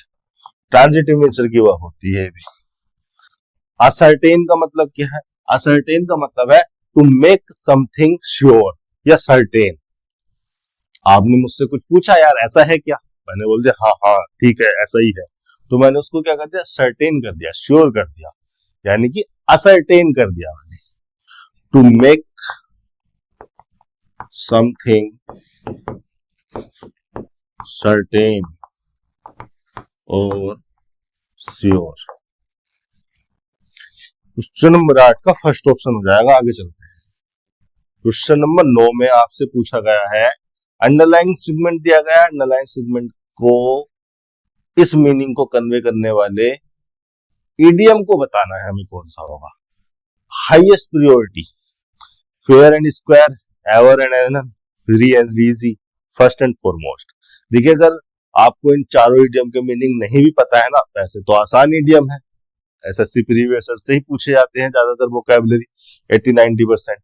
लेकिन अगर आपको इन इडियम्स के मीनिंग नहीं भी पता है ना, फिर भी आप अंदाजा लगा सकते थे। हाईएस्ट प्रायोरिटी में हाईएस्ट वर्ड को सुपरलेटिव डिग्री में दिया गया है, और वही सुपरलेटिव मीनिंग दिया गया है फोर्थ ऑप्शन में, फर्स्ट एंड फॉरमोस्ट। फर्स्ट का मतलब जो पहला हो, फॉरमोस्ट का मतलब जो सबसे आगे हो, हाईएस्ट प्रायोरिटी का हो। ये जो पहला है, जो सबसे आगे है, उसको तो सबसे ज्यादा हाईएस्ट प्रायोरिटी उसी को दी जाएगी। तो फर्स्ट एंड फॉरमोस्ट का मतलब हो गया मोस्ट इंपोर्टेंट, मोस्ट इंपोर्टेंट या highest priority, having highest priority. Third मतलब फोर्थ ऑप्शन हो जाएगा, क्वेश्चन नंबर 9 का फोर्थ ऑप्शन हो जाएगा। फेयर एंड स्क्वायर का क्या मीनिंग है, एवर एंड एनन का क्या मीनिंग है, फ्री एंड इजी का क्या मीनिंग है, ये भी समझ लेते हैं। क्योंकि free and easy, free and easy एक कोई भी इडियम होता है तो उसका एक पार्ट ऑफ स्पीच भी होता है उसके फंक्शन के आधार पर। फ्री एंड इजी रिफर करता है रिलैक्स्ड को, कोई ऐसा पर्सन जो रिलैक्स्ड है तो हम उसको कह देंगे फ्री है, इजी है, इसे कोई लोड नहीं है, कोई टेंशन नहीं है, कोई स्ट्रेस नहीं है, काम करेगा तो करेगा वरना बैठा रहेगा। फ्री एंड इजी एक एडजेक्टिव के फंक्शन में यूज होने वाला इडियम है। रिलैक्स्ड एंड इनफॉर्मल, कुछ भी ऐसा जो रिलैक्स्ड हो, इनफॉर्मल हो, या रिलैक्स्ड हो, relaxed and having less rules, rules बहुत कम, उसको कह देंगे free and easy. Ever and anon adverb frequency, adverb frequency के कंटेक्स्ट में के फंक्शन में यूज होने वाला इडियम है। और एवर एंड एनन, एवर तो खुद एडवर्ब फ्रीक्वेंसी है, एवर एंड एनन का मतलब हो जाएगा समटाइम्स या ओकेजनली, कुछ भी ऐसा जो ओकेजनली हो उसको एवर एंड एनन कह सकते हैं। एडवर्ब फ्रीक्वेंसी के फंक्शन में यूज होगा, मतलब कहीं भी सेंटेंस में यूज होगा तो एडवर्ब फ्रीक्वेंसी के फंक्शन में यूज होगा। फेयर एंड स्क्वायर का क्या मतलब है, क्योंकि फेयर एंड स्क्वायर में जो वर्ड है फेयर,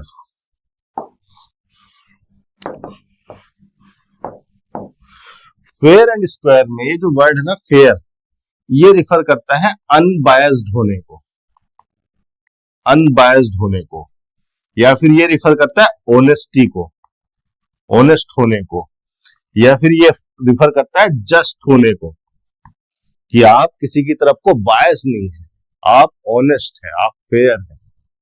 और स्क्वायर रिफर करता है एक्यूरेसी को, और स्क्वायर किस तरह से एक्यूरेसी को रिफर करता है ये मैं आपको इमेज के द्वारा समझा देता हूं। 17th सेंचुरी के या आजकल के कारपेंट्री को जरा समझिए। कारपेंटर्स अपने साथ एक इस तरह का इंस्ट्रूमेंट रखते थे, वो इस तरह का इंस्ट्रूमेंट यूज करते थे ये चेक करने के लिए उन्होंने जिन दो लकड़ियों को जोड़ा है वो स्क्वायर है क्या, मतलब करेक्ट है क्या। इस इंस्ट्रूमेंट को, ये जो हाथ में है, इसको, इस इंस्ट्रूमेंट को कहते हैं स्क्वायर। ये यूज किया जाता था चेक करने के लिए इनकी एक्यूरेसी को, कि कहीं इनका जोड़ इधर इधर से हिला हुआ तो नहीं है, ये बिल्कुल 90 डिग्री है क्या। इस इंस्ट्रूमेंट को कहते हैं स्क्वायर। तो इस इंस्ट्रूमेंट का यूज किया जाता था एक्यूरेसी को चेक करने के लिए। आपकी खिड़की बनाई गई है, इस तरह से कोई खिड़की बनाई गई है तो 90 डिग्री पे है क्या। दरवाजा लगाया गया है तो दीवार से जिस तरह से दरवाजा लगाया गया, स्क्वायर लगा के कारपेंटर चेक करेगा कि वो एक्यूरेटली लगा है क्या। यहां से ये इडियम निकल के आया fair and square. Fair and square का मतलब हो गया विद एब्सोल्यूट एक्यूरेसी, या in a just and accurate manner. Adverb manner, ये इडियम का फंक्शन क्या है, एडवर्ब मैनर, मैनर को रिफर कर रहा है, किसी एक्शन के ढंग को रिफर कर रहा है। या फिर honest, honestly and straight forwardly, आपने कोई काम ऑनेस्टली कर दिया, स्ट्रेट फॉरवर्डली कर दिया, तो आप कहेंगे आपने फेयर एंड स्क्वायर मैनर में उसको किया है। अगले क्वेश्चन में चलते हैं। Question number 10, this is credible information. पूरा स्टेटमेंट तो पढ़ना ही नहीं है, मैं क्यों पढ़ रहा हूं। सिनोनिम बताना है हाईलाइटेड वर्ड का। क्रेडिबल, क्रेडिबल का मैं बता दूं आपको, क्रेडिबल में जो क्रेड है ना, इसका मतलब होता है टू बिलीव। ग्रीक भाषा के सबसे आया है, और ये जो BLE है ये निकला है एबल से। तो कुछ भी ऐसा जो बिलीव करने के एबल हो, ये बिलीवेबल हो, उसको कह देंगे क्रेडिबल। तो क्रेडिबल का पहला मीनिंग हो गया बिलीवेबल, बिलीवेबल या ट्रस्टवर्दी या एबल टू बी बिलीव्ड, वो एक ही बात लिखवा रहा हूं मैं। तो इसका सिनोनिम कहां से आ जाएगा, कमेंडेबल, डिपेंडेबल, डिटैचेबल, डाइजेस्टेबल। देखिए कमेंडेबल में ये जो कमेंड है ना, इसका मतलब है टू प्रेज समवन और समथिंग ऑफिशियली, समवन और समथिंग ऑफिशियली, ऑफिशियली किसी पर्सन को या किसी थिंग को, उस पर्सन के किसी बिहेवियर को, किसी एक्टिविटी को, उसके किसी आइडिया को प्रेज करना, कमेंड करना होता है। तो कमेंडेबल का मतलब एबल टू बी कमेंडेड, जिसको प्रेज किया जा सके या जो प्रेज को डिजर्व करता हो, डिजर्विंग प्रेज या able to be praised, able to be praised, जो प्रशंसा के योग्य हो, जो प्रशंसनीय हो। डिपेंडेबल का क्या मतलब है, देखिए डिपेंडेबल का मतलब हो गया वो पर्सन, वो थिंग जिस पे डिपेंड हुआ जा सके, जो एबल टू बी डिपेंडेड हो, able to be relied upon, जिस पर आप डिपेंड कर सकते हो। अब डिपेंड तो आप उसी पर कर सकते हो जिस पर आपको भरोसा हो। आपको अपने किसी दोस्त पर भरोसा है कि वो आपकी हेल्प करेगा, तभी आप उस पर डिपेंड कर सकते हो। तो वो पर्सन जिस पर आपको भरोसा है वो हुआ डिपेंडेबल, यानी कि ट्रस्ट वर्दी। और इसी मीनिंग को कन्वे कर रहा था वर्ड क्रेडिबल। तो सिनोनियम के हिसाब से, सिमिलर मीनिंग के हिसाब से डिपेंडेबल सिनोनियम हो जाएगा क्रेडिबल का। डिपेंडेबल का मतलब भी ट्रस्टवर्दी ही है, ट्रस्टवर्दी या able to be depended, able to be depended और रिलाइड अपॉन, रिलाइड अपॉन का मतलब भी टू डिपेंड होने ही होता है।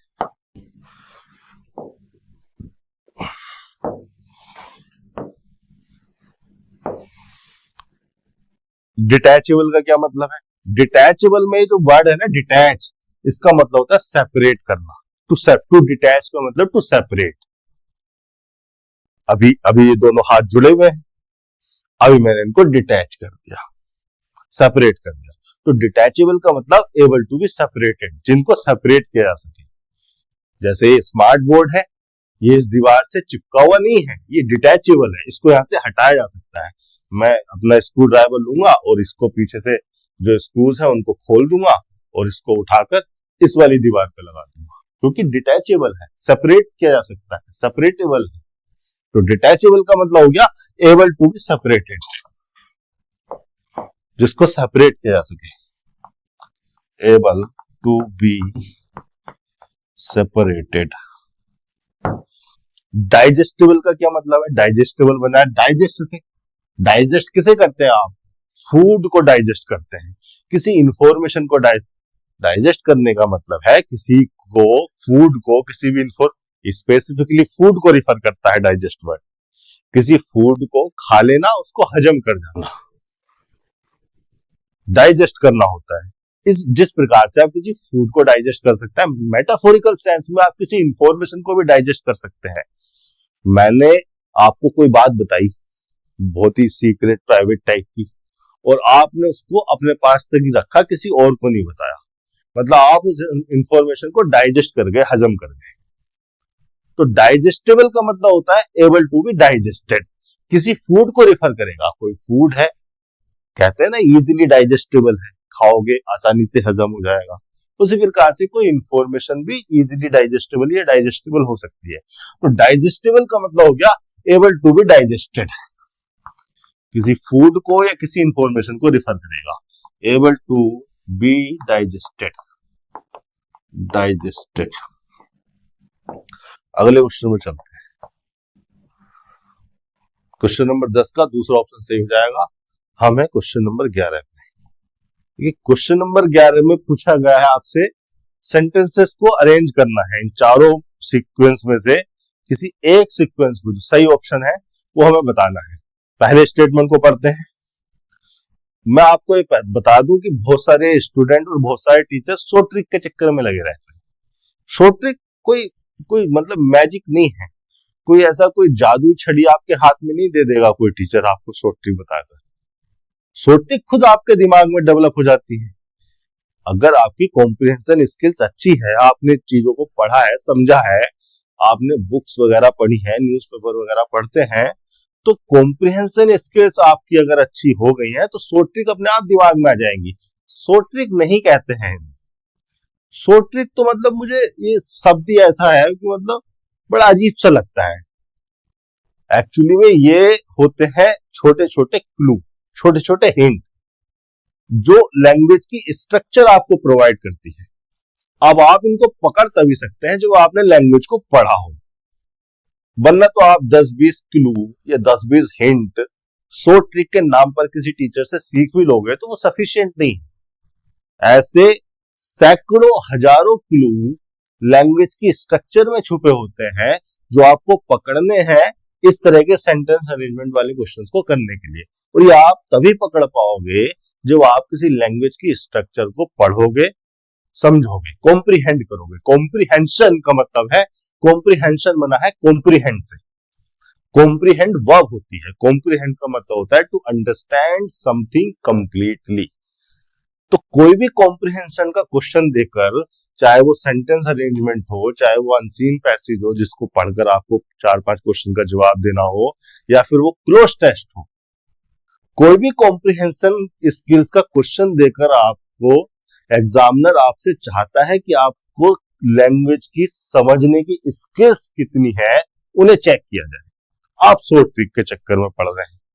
शॉर्ट ट्रिक हमेशा काम भी नहीं आती और सफिशिएंट भी नहीं है, और ये शॉर्ट ट्रिक होती भी नहीं है। ये छोटे छोटे क्लू होते हैं जो आपको खुद पकड़ने आ जाएंगे अगर आप पढ़ने की आदत डाल लें तो।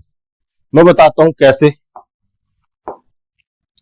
4 स्टेटमेंट दिए गए हैं। पहला स्टेटमेंट पढ़ना शुरू करो। It is not a workers paradise. यही रुक जाऊंगा, मैं आगे पढ़ूंगा भी नहीं। मैंने देखा कि ये जो स्टेटमेंट है इट से शुरू हो रहा है। इट एक प्रोनाउन है।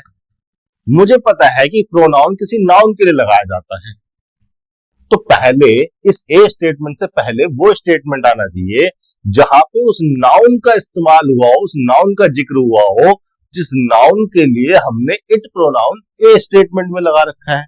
इसका मतलब ये स्टेटमेंट पहला स्टेटमेंट नहीं हो सकता, यानी कि फर्स्ट ऑप्शन तो यहीं से एलिमिनेट हो गया। आप समझिए ना, हम जब कोई इंफॉर्मेशन किसी को देते हैं तो हम पहले बताते हैं कि राहुल, नाउन उसका नाम लेकर बताते हैं। अब राहुल के बारे में हमने सुनने वाले को या रीडर को बता दिया, तो अब राहुल के लिए हम कहीं भी आगे पूरी किताब में पैराग्राफ में ही, हिम या हिज तरह के इस तरह के पर्सनल प्रोनाउन उसके लिए हम यूज कर सकते हैं। इट मींस नाउन को कंटेन करने वाला स्टेटमेंट प्रोनाउन को कंटेन करने वाले स्टेटमेंट से पहले आता है। इट मींस ये पहला स्टेटमेंट तो नहीं हो सकता। इससे पहले जरूर कुछ ना कुछ ऐसा आएगा जहां पर वो नाउन हो जिस नाउन को रिफर करने के लिए इट प्रोनाउन को ए में लगाया है। उसी आधार पर मैंने ए फर्स्ट ऑप्शन को यहां से हटा दिया। बी को पढ़ते हैं, क्या लिखा है। London is known for its hectic phase, franchise movements, high decibels and dust kicked by the speeding vehicles. देखिए बी स्टेटमेंट में किसी एक सब्जेक्ट को, जो कि एक सिटी है, इंट्रोड्यूस किया गया है, डिफाइन किया गया है कि लंदन किस लिए जाना जाता है, लंदन है क्या। लंदन में हेक्टिक फेस होते हैं, फ्रेंचाइज मूवमेंट्स होती हैं, हाई डेसिबल्स होते हैं, मतलब एक सिचुएशन को, एक सिनेरियो को इंट्रोड्यूस किया गया है। वो स्टेटमेंट जहां पर किसी सब्जेक्ट को डिफाइन किया जाए, किसी थिंग को, किसी पर्सन को, किसी सिटी को, किसी प्लेस को डिफाइन किया जाए, या उसके बारे में कोई इंट्रोडक्टरी इंफॉर्मेशन दी जाए, किसी सिचुएशन को, सिनेरियो को इंट्रोड्यूस किया जाए, यूजुअली वो स्टेटमेंट पहले स्टेटमेंट ही होते हैं पैराग्राफ में। पॉसिबिलिटी उन्हीं की होती है पहला स्टेटमेंट होने की। तो यहां पर हाई पॉसिबिलिटी है कि ये जो बी स्टेटमेंट है ये पहला स्टेटमेंट हो। अभी मैं सी और डी को मैंने पढ़ा नहीं है, पढ़ लूंगा तो मैं और निश्चितता पर पहुंच जाऊंगा। सी को पढ़ लेते हैं। ऑन द कॉन्ट्रेरी, बस यही रुक जाओ। देखिए ऑन द कॉन्ट्रेरी, कॉन्ट्रेरी का मतलब है अपोजिटनेस, यानी कि ये वाला जो इंफॉर्मेशन है सी में, जो इंफॉर्मेशन दी गई है, ये जो स्टेटमेंट जिस इंफॉर्मेशन को, जिस मीनिंग को कन्वे कर रहा है, वो इंफॉर्मेशन किसी दूसरी इंफॉर्मेशन के अपोजिट में है, कॉन्ट्रैरी है उससे। तो पहले वो इंफॉर्मेशन बताओगे, फिर बताओगे कि ये वाली इंफॉर्मेशन, सी वाली इंफॉर्मेशन इस वाली इंफॉर्मेशन के कॉन्ट्रैरी है। तो सी में जो स्टेटमेंट है, सी स्टेटमेंट में जो इंफॉर्मेशन लिखी है, ये इंफॉर्मेशन भी पहले इंफॉर्मेशन नहीं हो सकती, पहला स्टेटमेंट नहीं हो सकता। इससे पहले वो इंफॉर्मेशन, वो स्टेटमेंट आएगा जिसके कॉन्ट्रास्ट में ये है। पहले मैंने एक इंफॉर्मेशन दी, अब मैं बताऊंगा कि इसके कॉन्ट्रास्ट में ये है। जो कॉन्ट्रास्टिंग है वो है सी, जिसके कॉन्ट्रास्ट में ये है वो इससे पहले आना चाहिए, यानी कि फोर्थ ऑप्शन भी हमारा नहीं हो सकता। मतलब कुल मिलाकर सी पहला स्टेटमेंट नहीं हो सकता, इसलिए मैंने फोर्थ ऑप्शन को एलिमिनेट कर दिया। देखो for these reason, D statement में जाइए आप, फॉर दीज रीजंस, यहाँ पे जो रीजंस है ये नाउन हो गया, दीज है एक डिटर्मिनर जो इस रीजन के लिए लगाया गया है।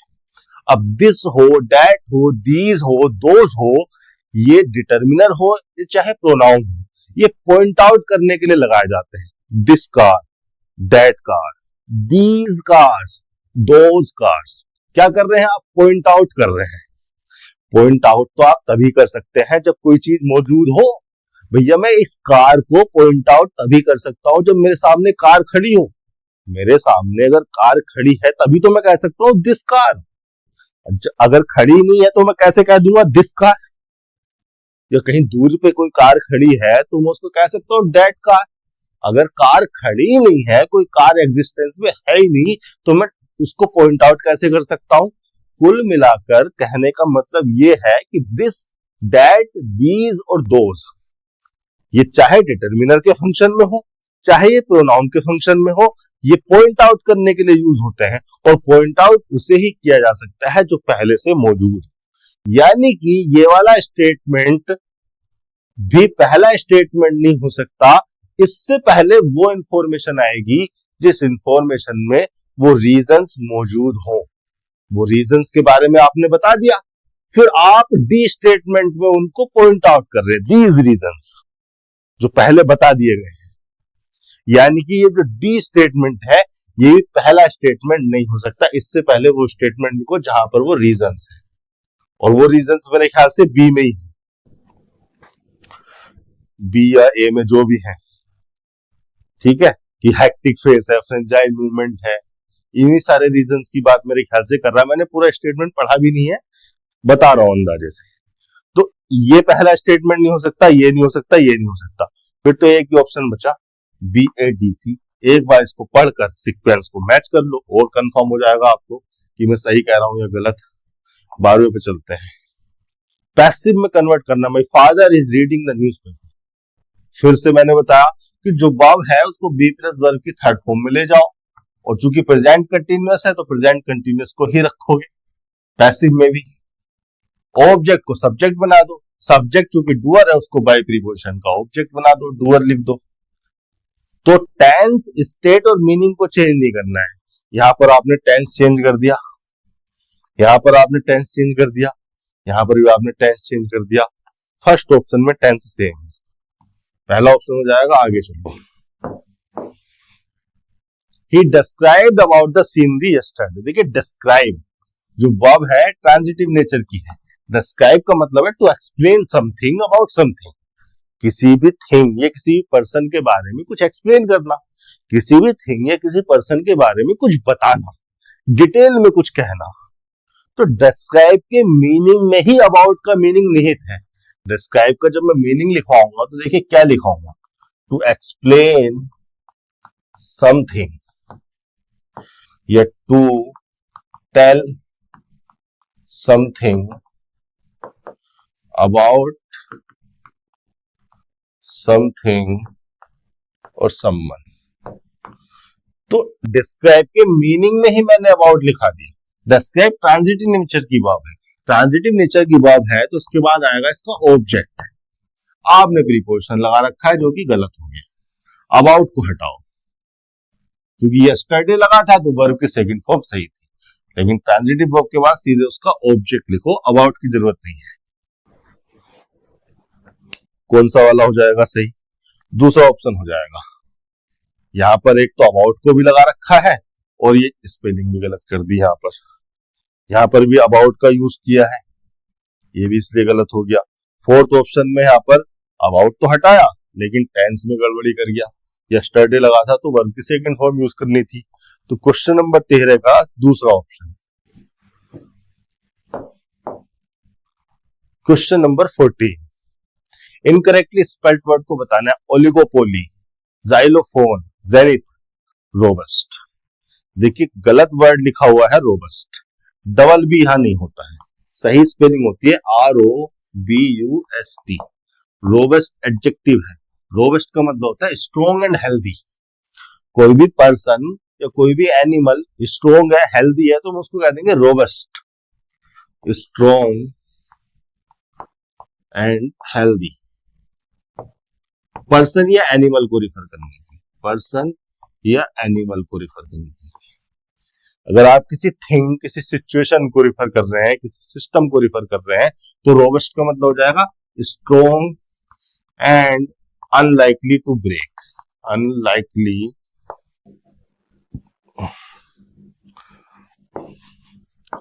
टू ब्रेक, किसी सिस्टम को, किसी थिंग को रिफर करने के लिए। जेनिथ का मतलब क्या होता है? जेनिथ का मतलब होता है highest point, highest state of something. Zenith noun है, हाईएस्ट पॉइंट और स्टेट ऑफ समथिंग। ये जो वर्ड है ना जेनिथ, ये एस्ट्रोनॉमिकल कंटेक्स्ट से लिया गया है। इसी का एक एंटोनियम होता है नाडिर, NADIR। नाडिर का मतलब होता है the lowest point, lowest point और state of something, lowest point और state of something. Zenith, nadir, astronomical context से लिया गया है। डिटेल में समझना हो तो आप समझ सकते हैं, गूगल कर लेना, लेकिन हाईएस्ट और लोएस्ट पॉइंट को रिफर करने के लिए जेनिथ और नाडिर वर्ड को यूज किया जाता है। जाइलोफोन एक म्यूजिकल इंस्ट्रूमेंट होता है, अभी दिखा दूंगा कैसा होता है। ओलिगोपोली में ये जो वर्ड है ना ओलिगो, ये बना है ओलिगोस से। ओलिगोस रिफर करता है फ्यू को, और पोली का मतलब होता है टू सेल। मैं दिखा देता हूं आपको इमेज के द्वारा ओलिगोपोली क्या होता है। एक मार्केट स्ट्रक्चर होता है, मोनोपोली के बारे में सुना होगा आपने, एक सुना होगा आपने डुओपोली के बारे में, एक होता है ओलिगोपोली। ये इन दोनों इमेजेस में मैंने ओलिगोपोली को दिखाया, ओलिगोपोली। मोनोपोली, मोनो का मतलब सिंगल, पोली का मतलब सेलर। एक ऐसा मार्केट स्ट्रक्चर, एक ऐसा मार्केट सिस्टम जिसमें कोई सिंगल सेलर, कोई एक सिंगल कंपनी जो किसी प्रोडक्ट को सेल करती है, किसी सर्विस को सेल करती है, वही सिंगल सेलर, वही सिंगल कंपनी कंट्रोल कर रही हो, डोमिनेट कर रही हो। एक ऐसा मार्केट स्ट्रक्चर, एक ऐसा इकोनॉमी जहां पर कोई सिंगल कंपनी, कोई सिंगल सेलर ज्यादा कंट्रोल में हो, ज्यादा इन्फ्लुएंस में हो, उसको कहते हैं मोनोपोली। जैसे इंडियन रेलवे, अगर हम रेलवे की बात करें तो जो रेलवे की सर्विस है इंडिया में, वो तो गवर्नमेंट के पास ही है, इंडियन रेलवे के पास है। ऐसा कोई और पर्सन तो रेलवे की सर्विस को प्रोवाइड नहीं कर सकता। अभी तक तो प्राइवेटाइज करने की बात की थी, बट अभी तक हुई नहीं है। तो इंडियन रेलवे, रेलवे के कंटेक्स्ट में देखें तो इंडियन रेलवे के पास मोनोपोली है। मतलब रेलवे की सर्विस का एक ऐसा मार्केट है जिसमें एक ही कंपनी, एक ही इंडियन रेलवे, जो कि गवर्नमेंट ऑफ इंडिया की अथॉरिटी है, उसकी मोनोपोली है, उसका ही कंट्रोल है, कोई और उसको नहीं दे सकता, वही सिंगल सेलर है। डुओपोली, जहां दो सेलर हो, डुओ रिफर करेगा डबल को, दो को। डुओपोली का मतलब ऐसा मार्केट जिसमें दो सेलर हो, मार्केट में दो सेलर का कंट्रोल हो। ओलिगोपोली का मतलब फ्यू सेलर्स, दो से ज्यादा हो, 3 भी हो सकते हैं, 4 भी हो सकते हैं, 5 भी हो सकते हैं, 6 भी हो सकते हैं, 10 भी हो सकते हैं, लेकिन ज्यादा नहीं होंगे। अब फ्यू की बात कर रही है, एक ऐसा मार्केट स्ट्रक्चर जहां पे फ्यू कंपनीज, कुछ ही सेलर मार्केट को कंट्रोल करते हैं, अपना माल बेचते हैं, ऐसी स्ट्रक्चर को कह देंगे ओलिगोपोली। फिर एक वर्ड आया था जाइलोफोन। जाइलोफोन एक म्यूजिकल इंस्ट्रूमेंट है, ये एक छोटा जाइलोफोन है, ये इस टाइप का भी हो सकता है, म्यूजिकल इंस्ट्रूमेंट है। ये एक बड़ा प्रोफेशनल जाइलोफोन है जो भाई सब प्ले कर रहे हैं। अगले क्वेश्चन पे चलते हैं।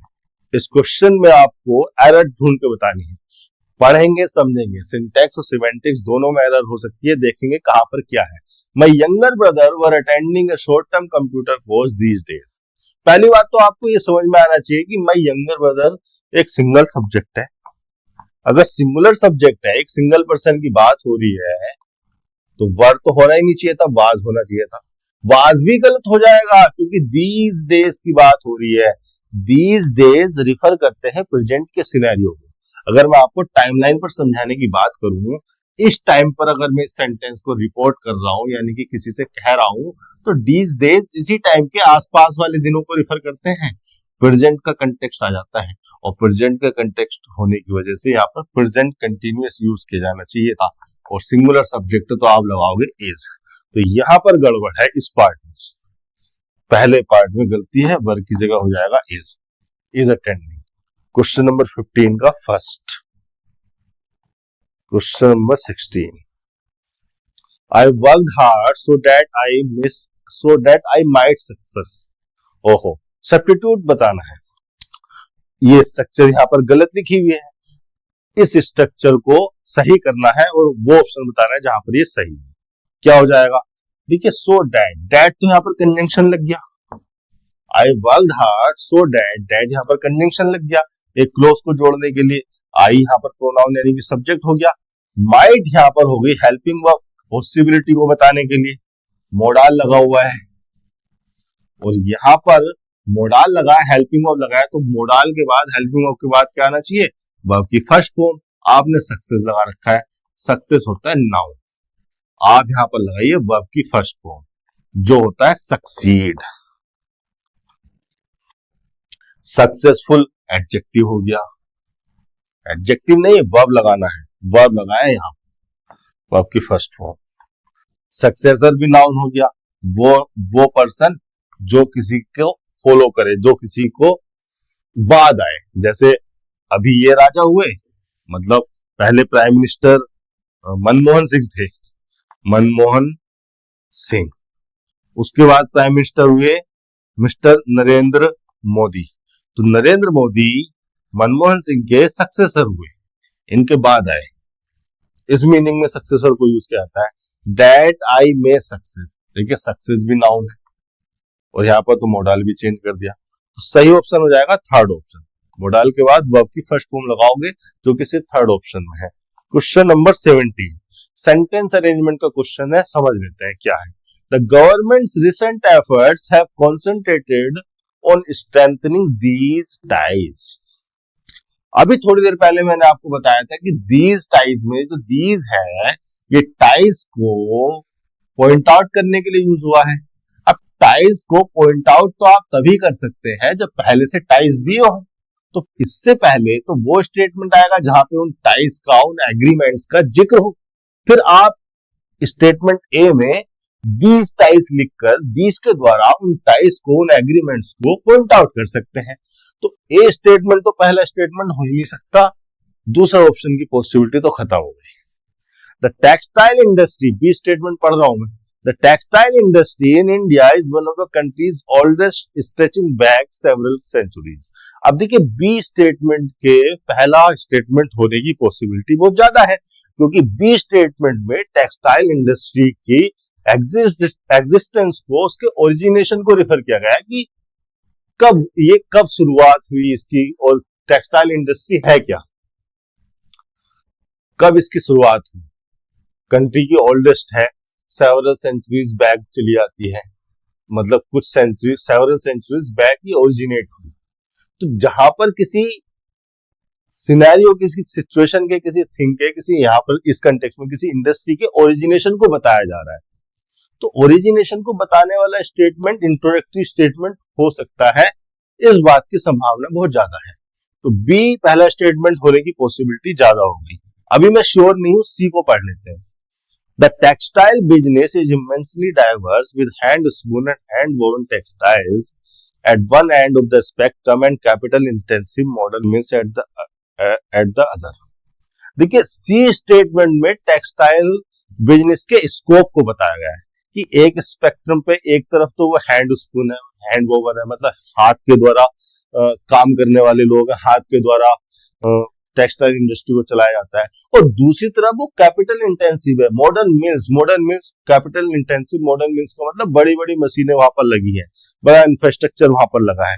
एक तरफ तो वो हाथ से भी बनाई जाती है, टेक्सटाइल का मतलब कपड़ा, कपड़े वाली इंडस्ट्री, कि कपड़े एक तरफ हाथ से बनाए जाते हैं, हाथ से बुने जाते हैं, हाथ से बनाए जाते हैं, और दूसरी तरफ मॉडर्न मिल्स भी है। तो यहाँ पर इसके स्कोप को बताया गया है इंफॉर्मेशन के सही ऑर्डर में, मतलब जो लॉजिकल इंफॉर्मेशनल ऑर्डर है उसमें पहले आप किसी के ओरिजिन को बताते हैं कि कोई चीज कब शुरू हुई, फिर आप उसके स्कोप को बताते हैं। तो इस हिसाब से बी के बाद सी के आने की पॉसिबिलिटी है, और बी को पहला स्टेटमेंट होना चाहिए। बी के बाद सी के पॉसिबिलिटी यहां है और यहां है, यहां तो वो पॉसिबिलिटी नहीं है, तो फोर्थ ऑप्शन को एलिमिनेट कर दो। डी को पढ़ लेते हैं, एक बार तय कर ले, देख लेते हैं। डी से शुरुआत होनी चाहिए पैराग्राफ की, बी से शुरुआत होनी चाहिए, डी को पढ़ते ही क्लियर हो जाएगा। It's tight ties to agriculture. देखिए फिर से आपने जो है यहाँ पर एक डिटर्मिनर का इस्तेमाल कर दिया, तो it's tight ties, it's determiner भी किसी को तो रिफर कर रहा है, किसी नाउन को तो रिफर कर रहा है, इट हो या इट्स हो, इट तो प्रोनाउन हो गया, इट्स भी प्रोनाउन है डिटर्मिनर के फंक्शन में। तो जिस नाउन को यह रिफर कर रहा है उस नाउन को कंटेन करने वाला इंफॉर्मेशन या स्टेटमेंट डी से पहले लिखा जाएगा। इट मींस डी पहला स्टेटमेंट नहीं हो सकता, फर्स्ट ऑप्शन को एलिमिनेट कर दो, थर्ड ऑप्शन हो जाएगा। एक बार इसको मैच करके देख लो जल्दी जल्दी फटाफट, यही सीक्वेंस हुआ। क्वेश्चन नंबर 18, क्वेश्चन नंबर 18 में कंसील वर्ड के एंटोनिम को बताना। कंसील का मतलब to hide something, to make something secret और प्राइवेट। सीधे सीधे शब्दों में कहूं, कंसील का मतलब होता है टू हाइड। तो हाइड तो इसका सिनोनियम हो गया, वॉच और सी भी नहीं होगा। एंटोनियम बताया ना रिवील, रिवील का मतलब है to make something known to others, to make something known to others. Question number 19 पर चलते हैं, तो थर्ड ऑप्शन हो जाएगा इसका। क्वेश्चन नंबर 18 का थर्ड ऑप्शन ये हुआ 19। क्या पूछा गया है? ओके, सब्स्टिट्यूट करना है दी गई स्ट्रक्चर को। अगर इंप्रूवमेंट की आवश्यकता नहीं है तो नो इंप्रूवमेंट लगा दो। स्टेटमेंट को हमें पढ़ना पड़ेगा। The stranger stood quietly for few moments. आसान सी स्ट्रक्चर है। द स्ट्रेंजर आपका नाउन फ्रेज है, सब्जेक्ट लगा है। स्टूड यहाँ पर मेन वर्ब हो गया, सेकंड फॉर्म लगी है। इंट्रांजिटिव नेचर की वर्ब थी तो ऑब्जेक्ट आया नहीं, आया क्या है? Adverb of manner. क्वाइटली का मतलब in a quiet manner, peaceful manner, in a peaceful manner में वो खड़ा रहा या खड़ा था वहां पर। तो फॉर फ्यू मोमेंट्स, अब यहाँ पर ये प्रीपोजिशन फ्रेज लगाई गई है एडवर्ब ऑफ टाइम के फंक्शन में, टाइम को रिफर करने के लिए, कितने समय के लिए वो वहां पर खड़ा रहा। फॉर यहाँ पर प्रीपोजिशन हो गया, और फॉर प्रीपोजिशन इसलिए लगाया है क्योंकि हम टाइम की ड्यूरेशन को रिफर करने के लिए फॉर प्रीपोजिशन लगाते हैं। मूवमेंट्स हो गया यहाँ पर नाउन, जो कि प्लूरल फॉर्म में दिया है, प्लूरल फंक्शन में है। फ्यू का क्या मतलब होता है? और आप देखेंगे यहाँ पर बाकी के ऑप्शंस में द फ्यू का इस्तेमाल हुआ है, अ फ्यू का इस्तेमाल हुआ है, फ्यू को हटा ही दिया है। तो फ्यू, अ फ्यू और द फ्यू के बीच का डिफरेंस समझ ही लेते हैं। क्या है ये, क्या मीनिंग है इनका, इनके बीच में क्या डिफरेंस है, इसको समझ लेते हैं। देखिए एक वर्ड है फ्यू, ये है क्या? ये डिटर्मिनर है। अ फ्यू ये भी डिटर्मिनर ही है। डिटर्मिनर भी हो सकता है, प्रोनाउन भी हो सकता है, प्रोनाउन के फंक्शन में भी आ सकता है। उसी प्रकार से द फ्यू डिटर्मिनर भी हो सकता है और प्रोनाउन के फंक्शन में भी आ सकता है। फ्यू का मतलब क्या होता है? फ्यू का मतलब होता है हार्डली एनी, हार्डली एनी। और हार्डली का मतलब क्या होता है? हार्डली का मतलब होता है ऑलमोस्ट नॉट, और एनी तो इसमें जुड़ा हुआ ही है। हार्डली का मतलब ऑलमोस्ट नॉट, यानी कि almost not any, almost not any, almost not any, almost not any. Not any मिलकर बन जाता है नो। इस तरह से फ्यू का मतलब हार्डली एनी या फाइनली फ्यू का मतलब हो जाता है ऑलमोस्ट नो। तो अगर आप अपने सेंटेंस में फ्यू मोमेंट्स को रिफर कर रहे हैं, अगर आप कह रहे हैं फ्यू मोमेंट्स, आप कह रहे हैं फ्यू मोमेंट्स, तो इसका मतलब कह रहे हैं ऑलमोस्ट नो मोमेंट्स। अब देखिए क्या ये मीनिंग सही है, जस्टिफाइबल है? यहां पर आप ये कहना चाह रहे हैं कि स्ट्रेंजर जो है क्वाइटली खड़ा रहा ऑलमोस्ट नो मोमेंट्स के लिए। अगर वो मतलब खड़ा ही नहीं रहा किसी भी मोमेंट्स के लिए, यानी कि अगर आप निगेटिव मीनिंग को कन्वे करना चाह रहे हैं तो निगेटिव मीनिंग आपको यहीं पर कन्वे कर देना चाहिए था, डिड नॉट लगाकर। अगर आप ये कहना चाह रहे हैं कि वो नहीं खड़ा रहा, अगर वो आप ये कन्वे करना चाह रहे हैं कि वो नहीं खड़ा रहा, अगर आप नेगेटिव मीनिंग को कन्वे करना चाह रहे हैं तो उस नेगेटिव मीनिंग को कन्वे करने के लिए यहीं पर आपको डिड नॉट लगा देना चाहिए था। आपने यहां पर नेगेटिव वर्ड को यूज क्यों किया? स्ट्रक्चर को आपने मीनिंगलेस बना दिया, या जिस मीनिंग को आप कन्वे करना चाह रहे थे उस मीनिंग को आप उस मीनिंग के अपोजिट नेगेटिव मीनिंग को कन्वे कर गए आप। एक्चुअली में आप ये कहना चाहते हैं कि स्ट्रेंजर यहां पर वहां पर ये किसी जगह पर कुछ मोमेंट्स के लिए खड़ा रहा, पॉजिटिव मीनिंग को कन्वे करना चाह रहे थे। और ये जो फ्यू होता है ये नेगेटिव मीनिंग को कन्वे करता है। नोट आ गया ना उसके मीनिंग में, नो आ गया ना, लिखवा देता हूं यहां पर, नेगेटिव मीनिंग में होता है, नेगेटिव मीनिंग में यूज होता है। अब फ्यू का क्या मतलब है? अब फ्यू का मतलब है सम बट नॉट मैनी, यानी कि अगर आप अ फ्यू मोमेंट्स लिखेंगे, अगर आप लिखते हैं एग्जाम्पल के तौर पर अ फ्यू मोमेंट्स, तो आप रेफर कर रहे हैं सम मोमेंट्स को, सम मोमेंट्स हो बट ज्यादा ना हो, बट नॉट मैनी। एक्चुअली में ये अ फ्यू जो डिटर्मिनर है प्रोनाउन के फंक्शन में यूज हो जाता है, ये पॉजिटिव मीनिंग को कन्वे करता है। और आप इसी पॉजिटिव मीनिंग को कन्वे करना चाह रहे थे, आप ये कहना चाह रहे थे कि स्ट्रेंजर वहां पर खड़ा तो रहा, वहां पर कहीं पर वो खड़ा तो रहा, लेकिन सम मोमेंट्स के लिए, बहुत ज्यादा मोमेंट्स के लिए वो वहां नहीं खड़ा रहा। इस पॉजिटिव मीनिंग को कन्वे करने का आपका जो ऑब्जेक्टिव मीनिंग था, आपका जो ऑब्जेक्टिव कंटेक्स्ट था, इस पॉजिटिव मीनिंग को कन्वे करने का था। भाई आपको मोस्ट एप्रोप्रिएट स्ट्रक्चर बतानी है ना, तो यहां पर हो जाना चाहिए आपका अ फ्यू मोमेंट्स, सही हो जाएगा। अच्छा, एक पॉसिबिलिटी और है, द फ्यू। द फ्यू के बारे में भी समझ लेते हैं क्या है वो। द फ्यू में क्या लगा हुआ है? द फ्यू में द लगा हुआ है। अगर ये डिटर्मिनर के फंक्शन में होगा तो यहां पर कोई नाउन लगा होगा, और उस नाउन को रिफर, फ्यू तो डिटर्मिनर है, उस नाउन को डेफिनिट सेंस देने के लिए ही इस आर्टिकल द को लगाया गया हो। यानी कि द फ्यू को जब डिटर्मिनर के फंक्शन में यूज करें तो ऐसे नाउन से पहले डिटर्मिनर बनाकर लगाएं जो नाउन डेफिनिट सेंस में, डेफिनिट हो, स्पेसिफिक हो। और प्रोनाउन के फंक्शन में यूज करें तब भी द फ्यू को डेफिनिट नाउन को रिफर करने के लिए ही यूज करें। अब देखिए फ्यू जो वर्ड है, चाहे वो डिटर्मिनर हो चाहे वो प्रोनाउन हो, वो किसी नंबर को रिफर करता है। मैंने लिखा यहां पर ऑलमोस्ट नो। अगर मेरे पास 0 रुपए है, मेरी जेब में 0 रुपए है, या कहीं कोई छोटा 1-2 रुपए का सिक्का या 2 रुपए का सिक्का पड़ा है, तो मेरे पास ऑलमोस्ट नो मनी है, यानी कि मैं कह सकता हूं आई हैव फ्यू मनी। इस प्रकार से मैं मनी के नंबर को, सॉरी, मनी के तो अमाउंट को रिफर कर सकता हूं, तो मैं लिटिल लगाऊंगा। लेकिन मेरे पास कॉइन, मेरे पास एक ही सिक्का है, एक आध रुपए का एक सिक्का पड़ा है, मेरे दोस्तों ने पूछा तो मैं कह दूंगा आई हैव फ्यू कॉइन्स।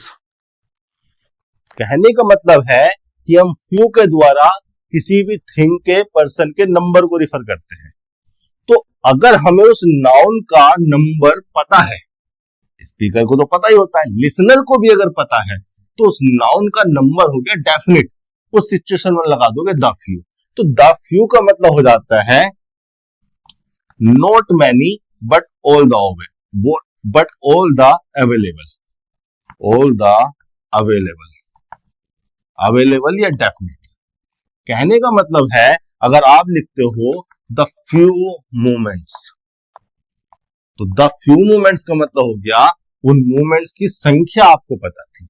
अगर आपको पता थी कि वो 10 सेकंड के लिए खड़ा रहा, या लिसनर को भी पता था, मतलब आपके साथ साथ लिसनर को भी पता था कि वो 10 सेकंड के लिए खड़ा रहा वहां पर स्ट्रेंजर, तब आप द फ्यू मोमेंट्स लगा सकते थे, क्योंकि अब मोमेंट्स के नंबर डेफिनेट हो गए हैं, इसके बारे में लिसनर को पता है। उन डेफिनेट मूवमेंट्स को रिफर करने के लिए आप द आर्टिकल लगाते, सही हो जाता। लेकिन ऐसा कोई कंटेक्स्ट है नहीं, तो द फ्यू भी गलत हो जाएगा। आपको लगाना चाहिए सीधे सीधे for a few moments, fourth option.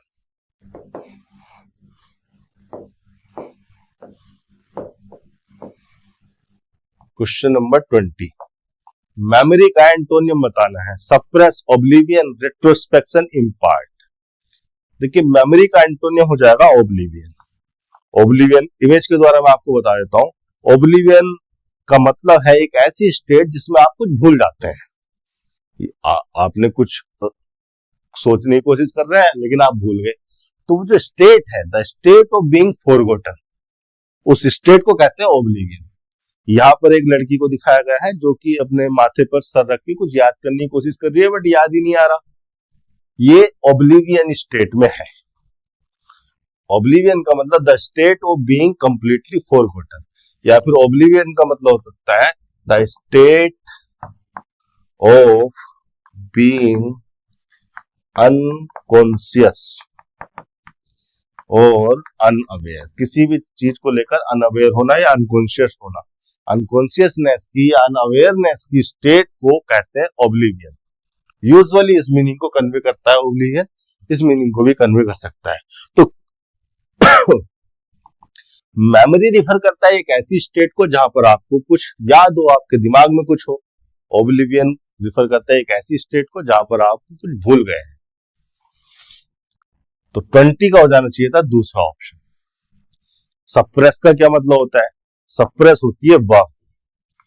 Suppress का मतलब होता है to end something forcefully, forcefully, या टू प्रिवेंट डेवलपमेंट,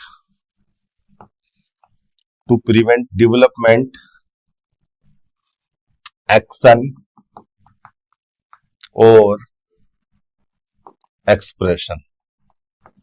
कोई व्यक्ति आपके सामने कुछ बोलना चाह रहा है, कुछ एक्सप्रेस करना चाह रहा है, रोना चाह रहा है या हंसना चाह रहा है, आपने उसको रोक दिया, तो आपने उसके इमोशंस को, उसके एक्सप्रेशन को सप्रेस कर दिया। इस मीनिंग में, इस कंटेक्स्ट में यूज की जाती है। या आपने किसी डेवलपमेंट को रोक दिया, प्रिवेंट कर दिया, किसी एक्शन को प्रिवेंट कर दिया, तो आपने उसको सप्रेस कर दिया। रेट्रोस्पेक्शन बना है रेट्रोस्पेक्ट से। एक वर्ड होता है रेट्रोस्पेक्ट, रेट्रोस्पेक्ट, रेट्रोस्पेक्ट एक नाउन है। रेट्रोस्पेक्ट का मतलब होता है एक ऐसी प्रैक्टिस या एक ऐसी एक्टिविटी जिसमें आप पास्ट इवेंट्स पर रिफ्लेक्ट करते हैं। कोई ऐसा इवेंट जो 2 साल पहले हो गया, अब आप उसके बारे में बैठ के सोच रहे हैं, यार तब ऐसा हुआ था, ऐसा ना होता तो ऐसा हो जाता, हमें ऐसा करना चाहिए था, सरकार को ऐसा करना चाहिए था, मेरे फादर ने ये गलती कर दी, उन्हें ऐसा करना चाहिए था, मुझे ऐसा करना चाहिए था। तो आप रेट्रोस्पेक्ट कर रहे हैं, आपका बिहेवियर रेट्रोस्पेक्टिव है। आपकी इस एक्टिविटी को, आपकी इस प्रोसेस को, प्रैक्टिस को कहा जाएगा रेट्रोस्पेक्ट। फॉर्मल वे में आप इसी को रेट्रोस्पेक्शन बोल देते हैं। रेट्रोस्पेक्ट और रेट्रोस्पेक्शन दोनों के दोनों नाउन है। बहुत ज्यादा फॉर्मल या एकेडमिक कंटेक्स्ट में रेट्रोस्पेक्शन वर्ड को यूज किया जाता है, और यूजुअल और इनफॉर्मल एवरीडे लैंग्वेज में, एवरीडे कन्वर्सेशन में रेट्रोस्पेक्ट वर्ड को यूज किया जाता है। तो रेट्रोस्पेक्ट वर्ड का मतलब है द एक्ट और practice of reflecting back on past events. The act और practice of reflecting back on past events। Reflecting का मतलब thinking on, thinking on. Impart का मतलब क्या होता है? इम्पार्ट का मतलब होता है to communicate information to someone.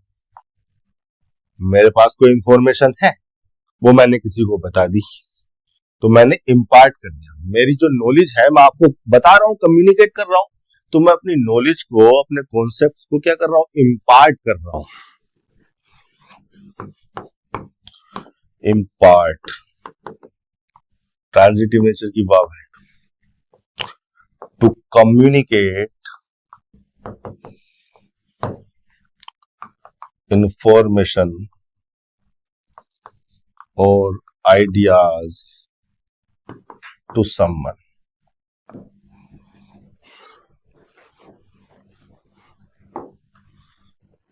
आगे चलते हैं। आगे दिया हुआ है कॉम्प्रिहेंशन। क्लोज टेस्ट है, 5 ब्लैंक को फिल करना है, पढ़ते जाना है और सही ऑप्शन जो है उठाकर रखना है। The civil service is an integral part of the government and plays a crucial role in implementing policies and programs that benefit the public। देखिए मैं फिर से आपके सामने रिपीट करने जा रहा हूँ, वही अपना घिसा पिटा सेंटेंस जो कि बहुत ही क्लीशी हो चुका होगा आपके लिए और मेरे लिए। मैं आपसे कहने वाला हूं कि अगर आपको क्लोज टेस्ट, सेंटेंस अरेंजमेंट या अनसीन पैसेज वाले क्वेश्चन करने हैं 100% एक्यूरेसी के साथ कम से कम समय में, तो अपनी कॉम्प्रिहेंशन स्किल्स को इंप्रूव कीजिए। आप इनको स्किप नहीं कर सकते, अनएस्केपेबल है, आप इनको छोड़ नहीं सकते, एस्केप नहीं कर सकते। 2-4 ट्रिक कहीं से सीख ली, कॉन्फिडेंस में आ गए कि अब तो हम कर लेंगे, इस गलती में मत रहिए, इस भ्रम में मत रहिए। इतने इंफॉर्मेशन को पढ़ना और पढ़ने के साथ साथ इसको समझना और थोड़े समय के लिए इसको दिमाग में रिटेन करना। तब तक आप ये 5 क्वेश्चन कर रहे हैं, 5 ब्लैंक को फिल कर रहे हैं, इस इंफॉर्मेशन को दिमाग में रिटेन करना, होल्ड करना। ये आप तभी कर पाएंगे जब आपने पढ़ने की आदत डाली हो, जब आपने पढ़ा हो। 4-6 महीने, साल भर आप बुक्स को, न्यूज़पेपर को पढ़ने के बाद एग्जाम में गए। फिलहाल हम शुरू कर लेते हैं। The civil service is an integral part of the government and plays a crucial role in implementing policies and programs that benefit the public। उसके बाद the और उसके बाद है blank of civil services। इस स्टेटमेंट को पढ़ना पड़ेगा ये जानने के लिए कि यहाँ पर किस नाउन की जरूरत है।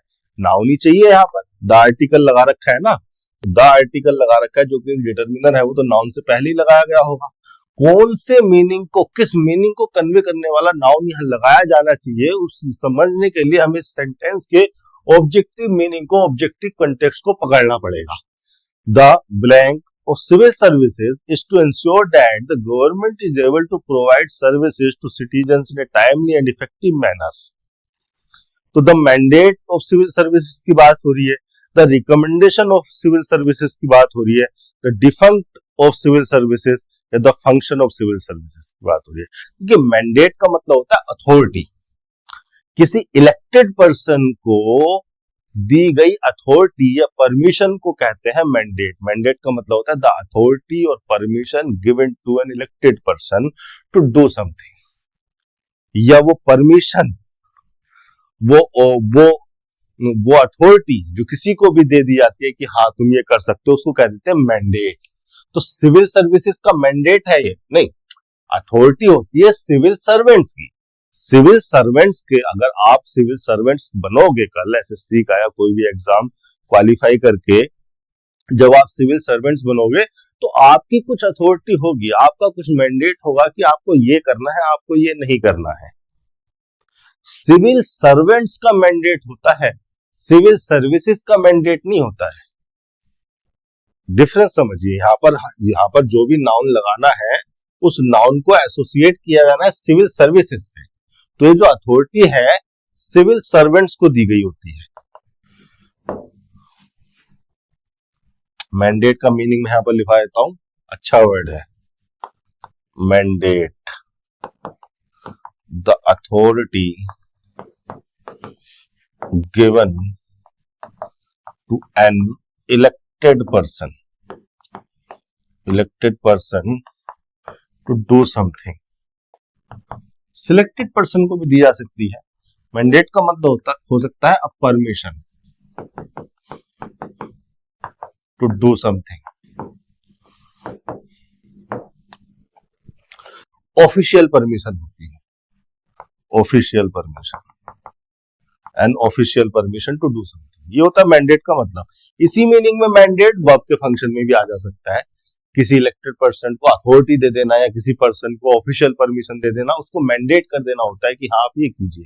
मैंडेट से बन जाता है मैंडेटरी, जिसको जिस एक्शन को, जिस एक्टिविटी को, जिस प्रोसेस को मैंडेट दे दिया गया हो, मैंडेटरी कर दिया गया हो, जरूरी कर दिया गया हो कि लॉ बना दिया हमने, कानून बना दिया, आपको ऐसा करना ही है, वो जाता है mandatory.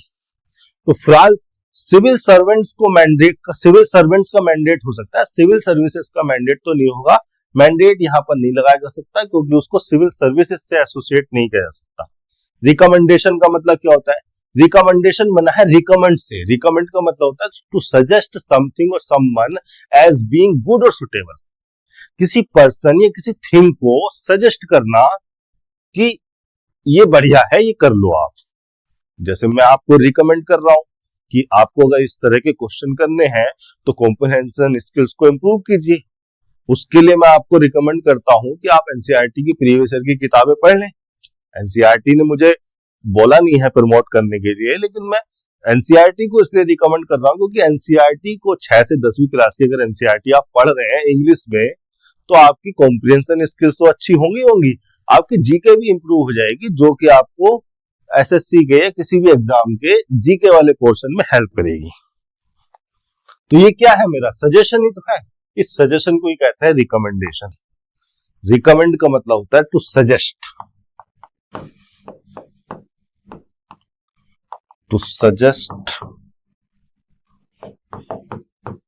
Something or someone as being good or suitable for a particular situation. Recommend से बना है रिकमेंडेशन। तो रिकमेंडेशन रिफर करेगा एक सजेशन को कि ये चीज बढ़िया है, ये चीज करो, ये मत करो। तो क्या सिविल सर्विसेज का सजेशन है ये इंश्योर करना कि जो भी हम यहाँ पर कह रहे हैं, ठीक है, जो भी नाउन हम यहाँ पर लगा रहे हैं, उस नाउन का वो सब्जेक्ट हो रहा है और उस नाउन का कॉम्प्लीमेंट क्या है? To ensure that the government able to provide services, government is able to provide services to citizens in a timely and effective manner. ये उसका प्रेडिकेट है। कॉम्प्लीमेंट क्या है? इज यहाँ पर लिंकिंग वर्ब के फंक्शन में लगाई गई है। तो ये to ensure that the government, ये सारा का सारा जो प्रेडिकेट है ये कॉम्प्लीमेंट है इस सब्जेक्ट का। तो क्या वो सजेशन का कॉम्प्लीमेंट है? सिविल सर्विसेज का सजेशन होता है ये इंश्योर करना? नहीं, एक्चुअली में सिविल सर्विसेज का फंक्शन होता है ये इंश्योर करना। डिफंक्ट भी नहीं आ सकता। डिफंक्ट तो एडजेक्टिव के फंक्शन में है। डिफंक्ट का मतलब है नॉट फंक्शनिंग प्रॉपरली। अगर आप कोई कंप्यूटर, कोई मशीन या कोई भी सिस्टम खरीद के लाए हैं और वो ठीक से फंक्शनिंग में नहीं है, ठीक से वो काम नहीं कर रही है, तो आप उसको कहेंगे डिफंक्ट। अगर आपका कोई आइडिया ठीक से काम नहीं कर रहा है तो आप उसको कहेंगे डिफंक्ट। डिफंक्ट हो गया एडजेक्टिव।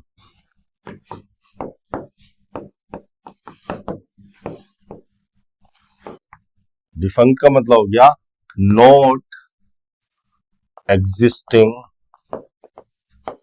लिविंग और फंक्शनिंग प्रॉपरली। फंक्शनिंग वाले मीनिंग से ज्यादा रिलेट करता है। डिफंक्ट के डिफंक्ट की स्पेलिंग में ही फंक्शन आ रहा है, देखिए FUNCT, इसी से बनता है फंक्शन। तो कुछ भी ऐसा जो फंक्शन में ना हो, डिफंक्ट एडजेक्टिव है। तो हम यहाँ पर सिविल सर्विसेज के फंक्शन को रेफर कर रहे हैं कि सिविल सर्विसेज का फंक्शन ये होता है कि वो इंश्योर करें कि गवर्नमेंट जो है सिटीजन्स को सर्विस प्रोवाइड करने में एबल है, योग्य है, टाइमली और इफेक्टिव मैनर में। 22 देख लेते हैं।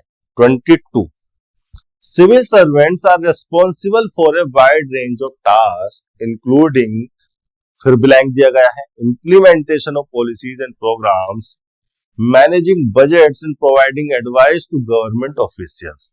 देखिए इंक्लूडिंग जो वर्ड है ये हो गया प्रीपोजिशन, और प्रीपोजिशन के बाद जो भी आएगा वो इसका ऑब्जेक्ट होगा, और ऑप्शन में नजर डालेंगे तो हमें पता चलेगा कि ऑब्जेक्ट बनाया गया है वर्ब की आईएनजी फॉर्म को, यानी कि जीरेंड को।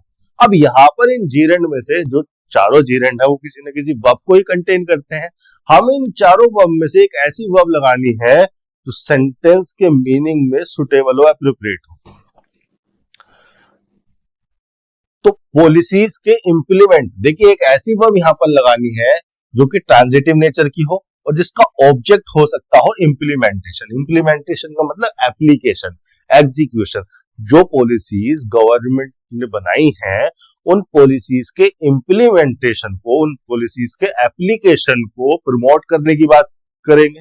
मतलब सिविल सर्वेंट्स उन पॉलिसीज और प्रोग्राम्स के इंप्लीमेंटेशन को, एप्लीकेशन को, एग्जीक्यूशन को प्रमोट करते हैं, एस्केलेट करते हैं, डेवलप करते हैं या मैनेज करते हैं। देखिए उनको डेवलप करने का काम भी हालांकि सिविल सर्वेंट्स का ही होता है, लेकिन यहाँ पर इंप्लीमेंटेशन को डेवलप करने की बात नहीं की जा रही है। पॉलिसी और प्रोग्राम्स को डेवलप करते हैं सिविल सर्वेंट्स, यहाँ पर पॉलिसी और प्रोग्राम के एप्लीकेशन को तो डेवलप नहीं कर सकते, तो डेवलपिंग को तो हटा दो। मैं क्या कह रहा हूं, पॉलिसी और प्रोग्राम्स को डेवलप सिविल सर्वेंट्स ही करते हैं, लेकिन यहाँ पर जो भी ट्रांजिटिव वर्ब लिखी जाएंगे उसका ऑब्जेक्ट इंप्लीमेंटेशन होना है, उस ट्रांजिटिव वर्ब का इफेक्ट इंप्लीमेंटेशन नाउन पर ट्रांसफर होना है। तो इंप्लीमेंटेशन को तो डेवलप नहीं करते, इंप्लीमेंटेशन को एस्केलेट भी नहीं करते। एस्केलेट का मतलब होता है to increase, to increase in amount, volume, size, number, intensity और स्कोप, ETC। स्कोप में, इंटेंसिटी में, नंबर में, साइज में, वॉल्यूम में, अमाउंट में इंक्रीज हो जाना या इंक्रीज करना। तो क्या इंप्लीमेंटेशन को इंक्रीज करते हैं वो? क्या पहले से इंप्लीमेंटेशन मौजूद होता है पॉलिसी और प्रोग्राम्स का और उनको इंक्रीज करने का काम सिविल सर्वेंट्स का होता है? नहीं है, नहीं, पहले से नहीं होता है। वो उनको उसको अप्लाई करते हैं, जो पॉलिसी जो प्रोग्राम्स गवर्नमेंट बनवाती है उनको इंप्लीमेंट करते हैं, उस इंप्लीमेंटेशन को मैनेज करते हैं। प्रमोट करने का काम भी उनका नहीं होता, प्रमोट तो सरकार खुद कर देती है। आपने जगह जगह पेट्रोल पंप पर इधर उधर बोर्ड लगे हुए देखे होंगे, उज्ज्वला योजना के, जनधन योजना, है ना, प्राइम मिनिस्टर के फोटो के साथ। इसे कहते हैं प्रमोशन। टू प्रमोट का मतलब होता है to advertise something, to encourage someone कि आप ये खरीद लो। टेलीविजन पर या सोशल मीडिया पर कोई एक्टर, कोई सेलिब्रिटी, कोई क्रिकेटर आता है और आपसे कुछ भी खरीदने के लिए या इस्तेमाल करने के लिए कहता है, तो वो क्या कर रहा है, उस प्रोडक्ट को या सर्विस को प्रमोट कर रहा है, वो आपको एनकरेज कर रहा है उसको खरीदने के लिए, उसको लाइक करने के लिए। तो प्रमोट का मतलब to encourage someone to like, buy और सपोर्ट समथिंग। तो प्रमोटिंग का काम भी उनका नहीं होता है, उनका काम होता है कि उनके इंप्लीमेंटेशन को मैनेज करें। 23, इतनी डिटेल में आपको इसीलिए समझा रहा हूं ताकि आपके ज्ञान चक्षु खुले, आप इस तरह से सोचना शुरू करें, आप इस तरह से पढ़ना, आप अपनी अप्रोच बदलें।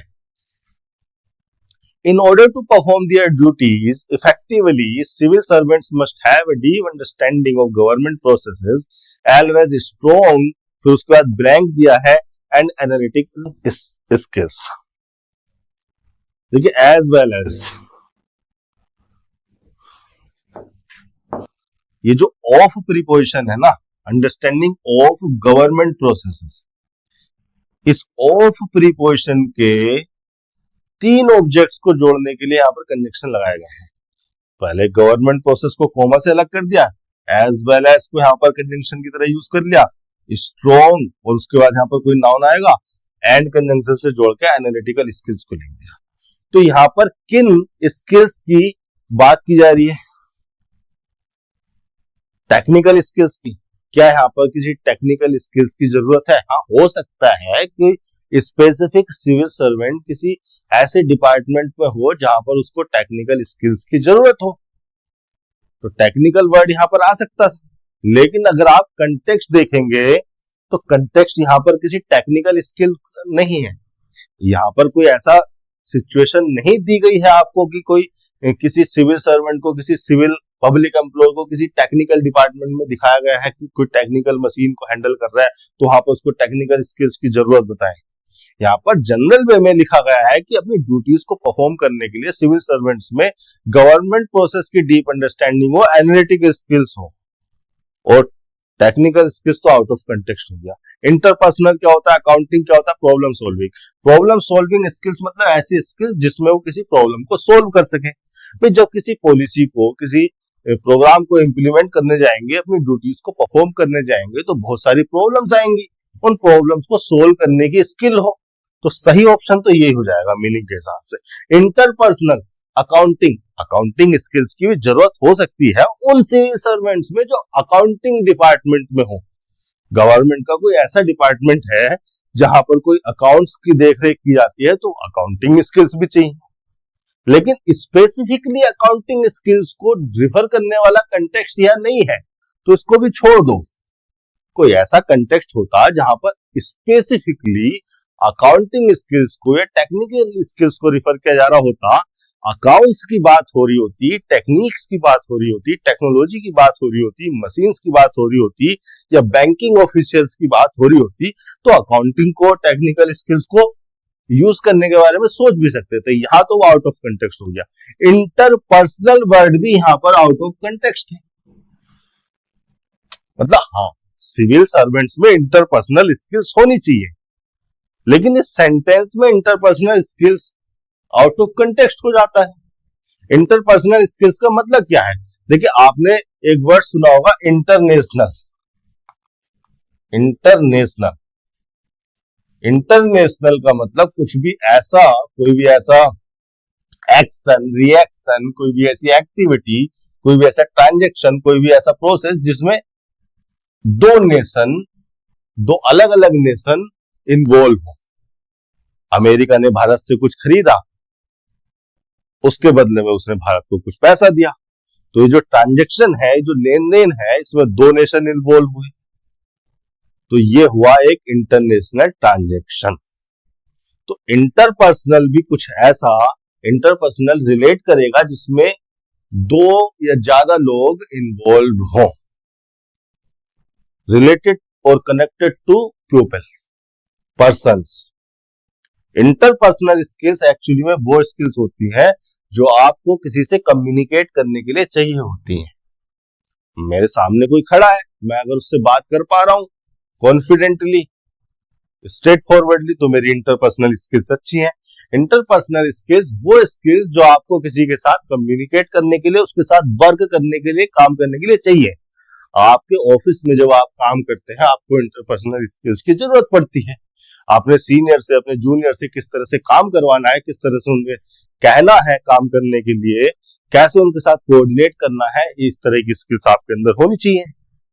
अगर आप कहीं किसी ऑफिशियल या ऑर्गेनाइज इवेंट में है, वहां पर भी आपको इंटरपर्सनल स्किल्स की जरूरत पड़ेगी अपने आइडियाज को शेयर करने के लिए।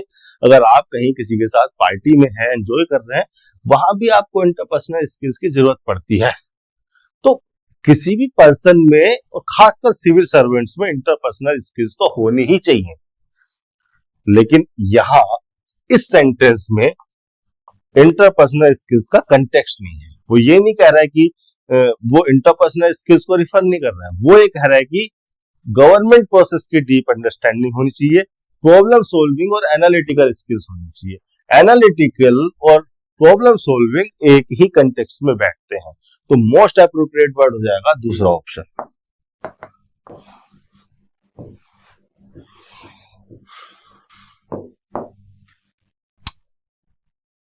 दे must also be able to communicate effectively with a wide range of stakeholders. देखिए इंटरपर्सनल स्किल्स को इसने अगले वाले स्टेटमेंट में हैंडल किया है।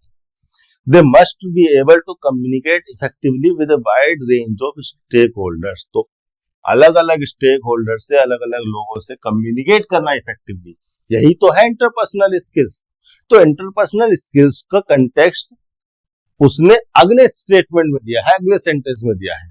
They must also be able to communicate effectively with a wide range of stakeholders, including government officials, citizens and other organizations। ये करने में तो इंटरपर्सनल स्किल्स की जरूरत होगी। To become a civil servant, individual typically need to pass a rigorous exam and undergo extensive training.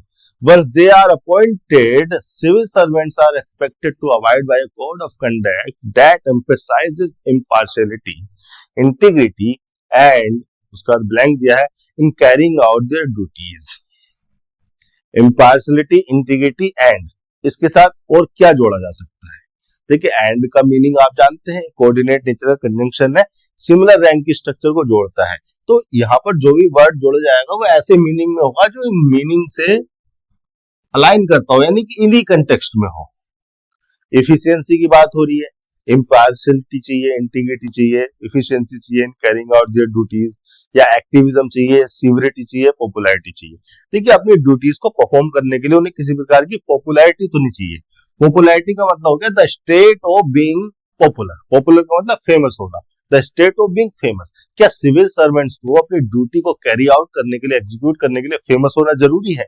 नहीं। क्या उन्हें सीवियर होना जरूरी है, एक्सट्रीम लेवल पर होना जरूरी है? नहीं। सिविरिटी की भी जरूरत नहीं है। क्या एक्टिविज्म की जरूरत है? एक्टिविज्म का मतलब क्या है? एक्टिविज्म बना है एक्टिव से, एक्टिव बना है एक्ट से। एक्ट का मतलब टू डू समथिंग। कोई भी पर्सन जब किसी सोशल कोज को, किसी रिलीजियस या कल्चरल कोज को सपोर्ट करने के लिए, प्रमोट करने के लिए, या उसका विरोध करने के लिए, अपोज करने के लिए, प्रोटेस्ट करने के लिए कोई भी एक्ट करता है तो वो एक्टिव हो जाता है, और उसकी इस प्रोसेस को, इसके बिहेवियर को, या इस कल्चर को कहा जाता है एक्टिविज्म। मैं आपको दिखा देता हूं किस किस तरह के एक्टिविज्म संभव है। आपने देखा होगा कई प्रकार के लोगों को। यहां पर ये जो पर्सन है इक्वल राइट्स की बात कर रहा है, इक्वल राइट्स की डिमांड कर रहा है। ये भी एक तरह का एक्टिविज्म है। ये चाहता है कि इसके नेशन में सभी सिटीजन्स के पास इक्वल राइट्स हो। ये एक तरह का पॉलिटिकल एक्टिविज्म हो गया। यहां पर ये देखिए कुछ लोग हैं जो कि जेंडर इक्वालिटी को सपोर्ट करने के लिए, प्रमोट करने के लिए सड़कों पर उतर आए हैं। एक विशेष प्रकार का फ्लैग इन्होंने दे रखा है जो सभी जेंडर्स को के इंक्लूजन को रिफर करता है, रिप्रेजेंट करता है। क्वीर पीपल इनको बोला जाता है। तो यहां पर ये जो है ये भी एक तरह का जेंडर एक्टिविज्म हो गया।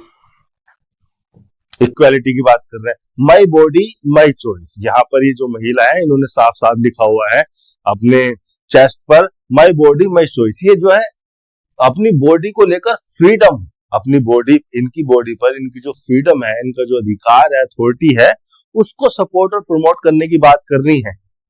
तो ये भी एक तरह का एक्टिविज्म हो गया।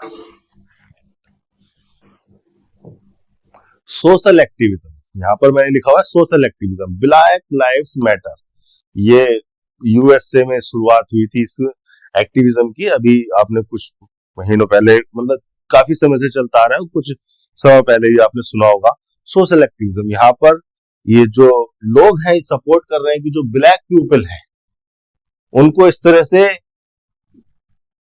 अनलॉफुली उनको नहीं मारा जाना चाहिए, उनकी लाइफ भी मैटर करती है। ये भी एक सोशल एक्टिविज्म हो गया। क्लाइमेट एक्टिविज्म के बारे में आपने सुना होगा कि पॉलिटिक्स को चेंज कीजिए, क्लाइमेट को नहीं, क्लाइमेट को बचाने की बात की जाती है, क्लाइमेट जस्टिस की बात की जाती है। यहाँ पर ये जो है 3 बच्चे हैं, 3 लड़के मतलब लोग हैं। यहाँ पर ये कह रहा है कि प्लास्टिक का यूज मत करो, ये कह रही है कि गो ग्रीन, हरे भरे हो जाओ, नो प्लास्टिक। सभी जगह जो है किसी न किसी प्रकार के सोशल, कल्चरल या क्लाइमेट या इकोलॉजिकल कोज को सपोर्ट या प्रमोट किया जा रहा है। ये सारे के सारे एक्टिविज्म के अंदर आ जाते हैं। तो यहाँ पर किसी एक्टिविज्म की जरूरत है क्या सिविल सर्वेंट्स को? मतलब सिविल सर्वेंट्स को एक्टिव होना चाहिए, एक्टिविस्ट होना चाहिए? नहीं। एफिशिएंसी की बात की है, इफिशियंसी का मतलब the state of being efficient.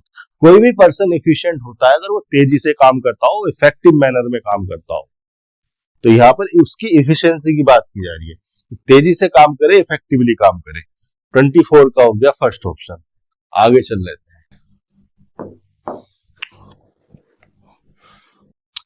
Despite the challenges and demands of civil servants work, despite the challenges and demands of civil service work, it can be a highly rewarding career path, providing opportunities to make a positive impact on society and improve the lives of citizens.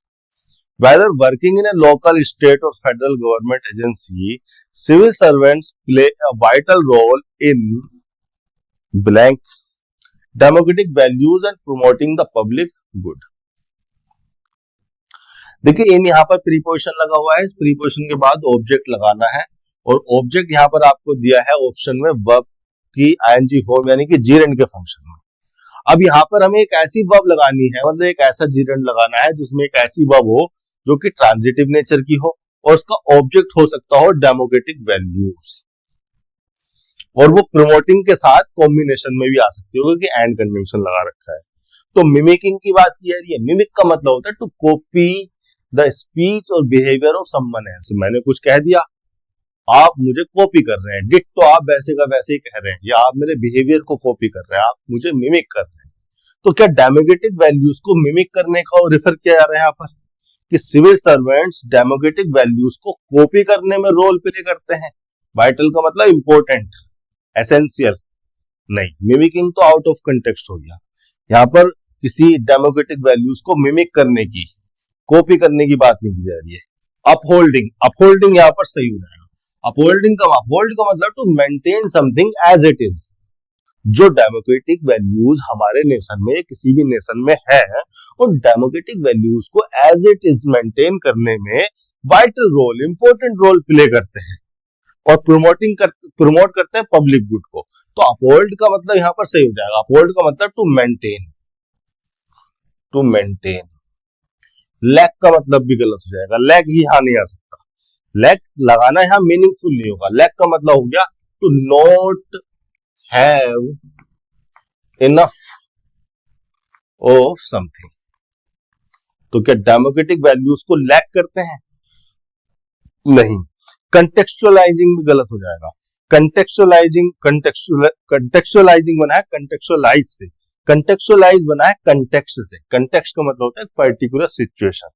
तो किसी भी thing को, किसी भी person को, एक किसी भी इंफॉर्मेशन को एक पर्टिकुलर सिचुएशन में रखना, एक पर्टिकुलर कंटेक्स्ट में रखना, उसको कंटेक्चुअलाइज करना होता है। मैं कितना कंटेक्स्ट बोलता रहता हूं, मेरे ख्याल से पूरे लेक्चर में सबसे ज्यादा जो वर्ड मैं यूज करता हूं वो कंटेक्स्ट ही यूज करता हूं। कंटेक्स्ट होता है एक पर्टिकुलर सिचुएशन। देखिए मैं बताता हूं, एक लड़का बस स्टैंड पे खड़ा हुआ है। ये बस स्टैंड है और बस स्टैंड पे कोई लड़का खड़ा हुआ है। तो अब ये जो है एक बॉय है। ये लड़का अगर किसी कॉलेज में खड़ा हुआ है, किसी क्लासरूम में बैठा हुआ है, तो अब ये क्या है, एक स्टूडेंट है। क्यों? क्योंकि हमने इस पर्सन का कंटेक्स्ट चेंज कर दिया, तो इसकी डेफिनेशन चेंज हो गई, इसका मीनिंग चेंज हो गया।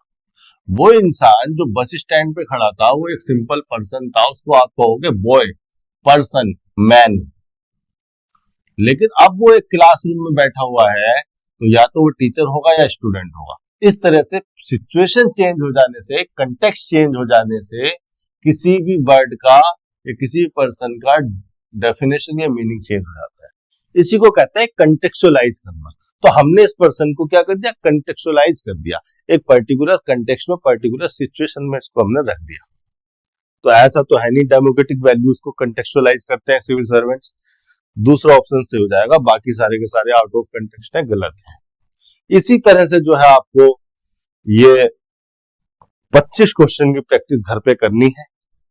जब आप एग्जाम में जाए तो आप कॉन्फिडेंट हो, आपकी अंडरस्टैंडिंग एकदम क्रिस्टल क्लियर हो। कहीं भी किसी भी क्वेश्चन में अगर आपको डाउट आता है तो मुझे कमेंट सेक्शन में लिखें। आज के सेशन में इतना ही, धन्यवाद।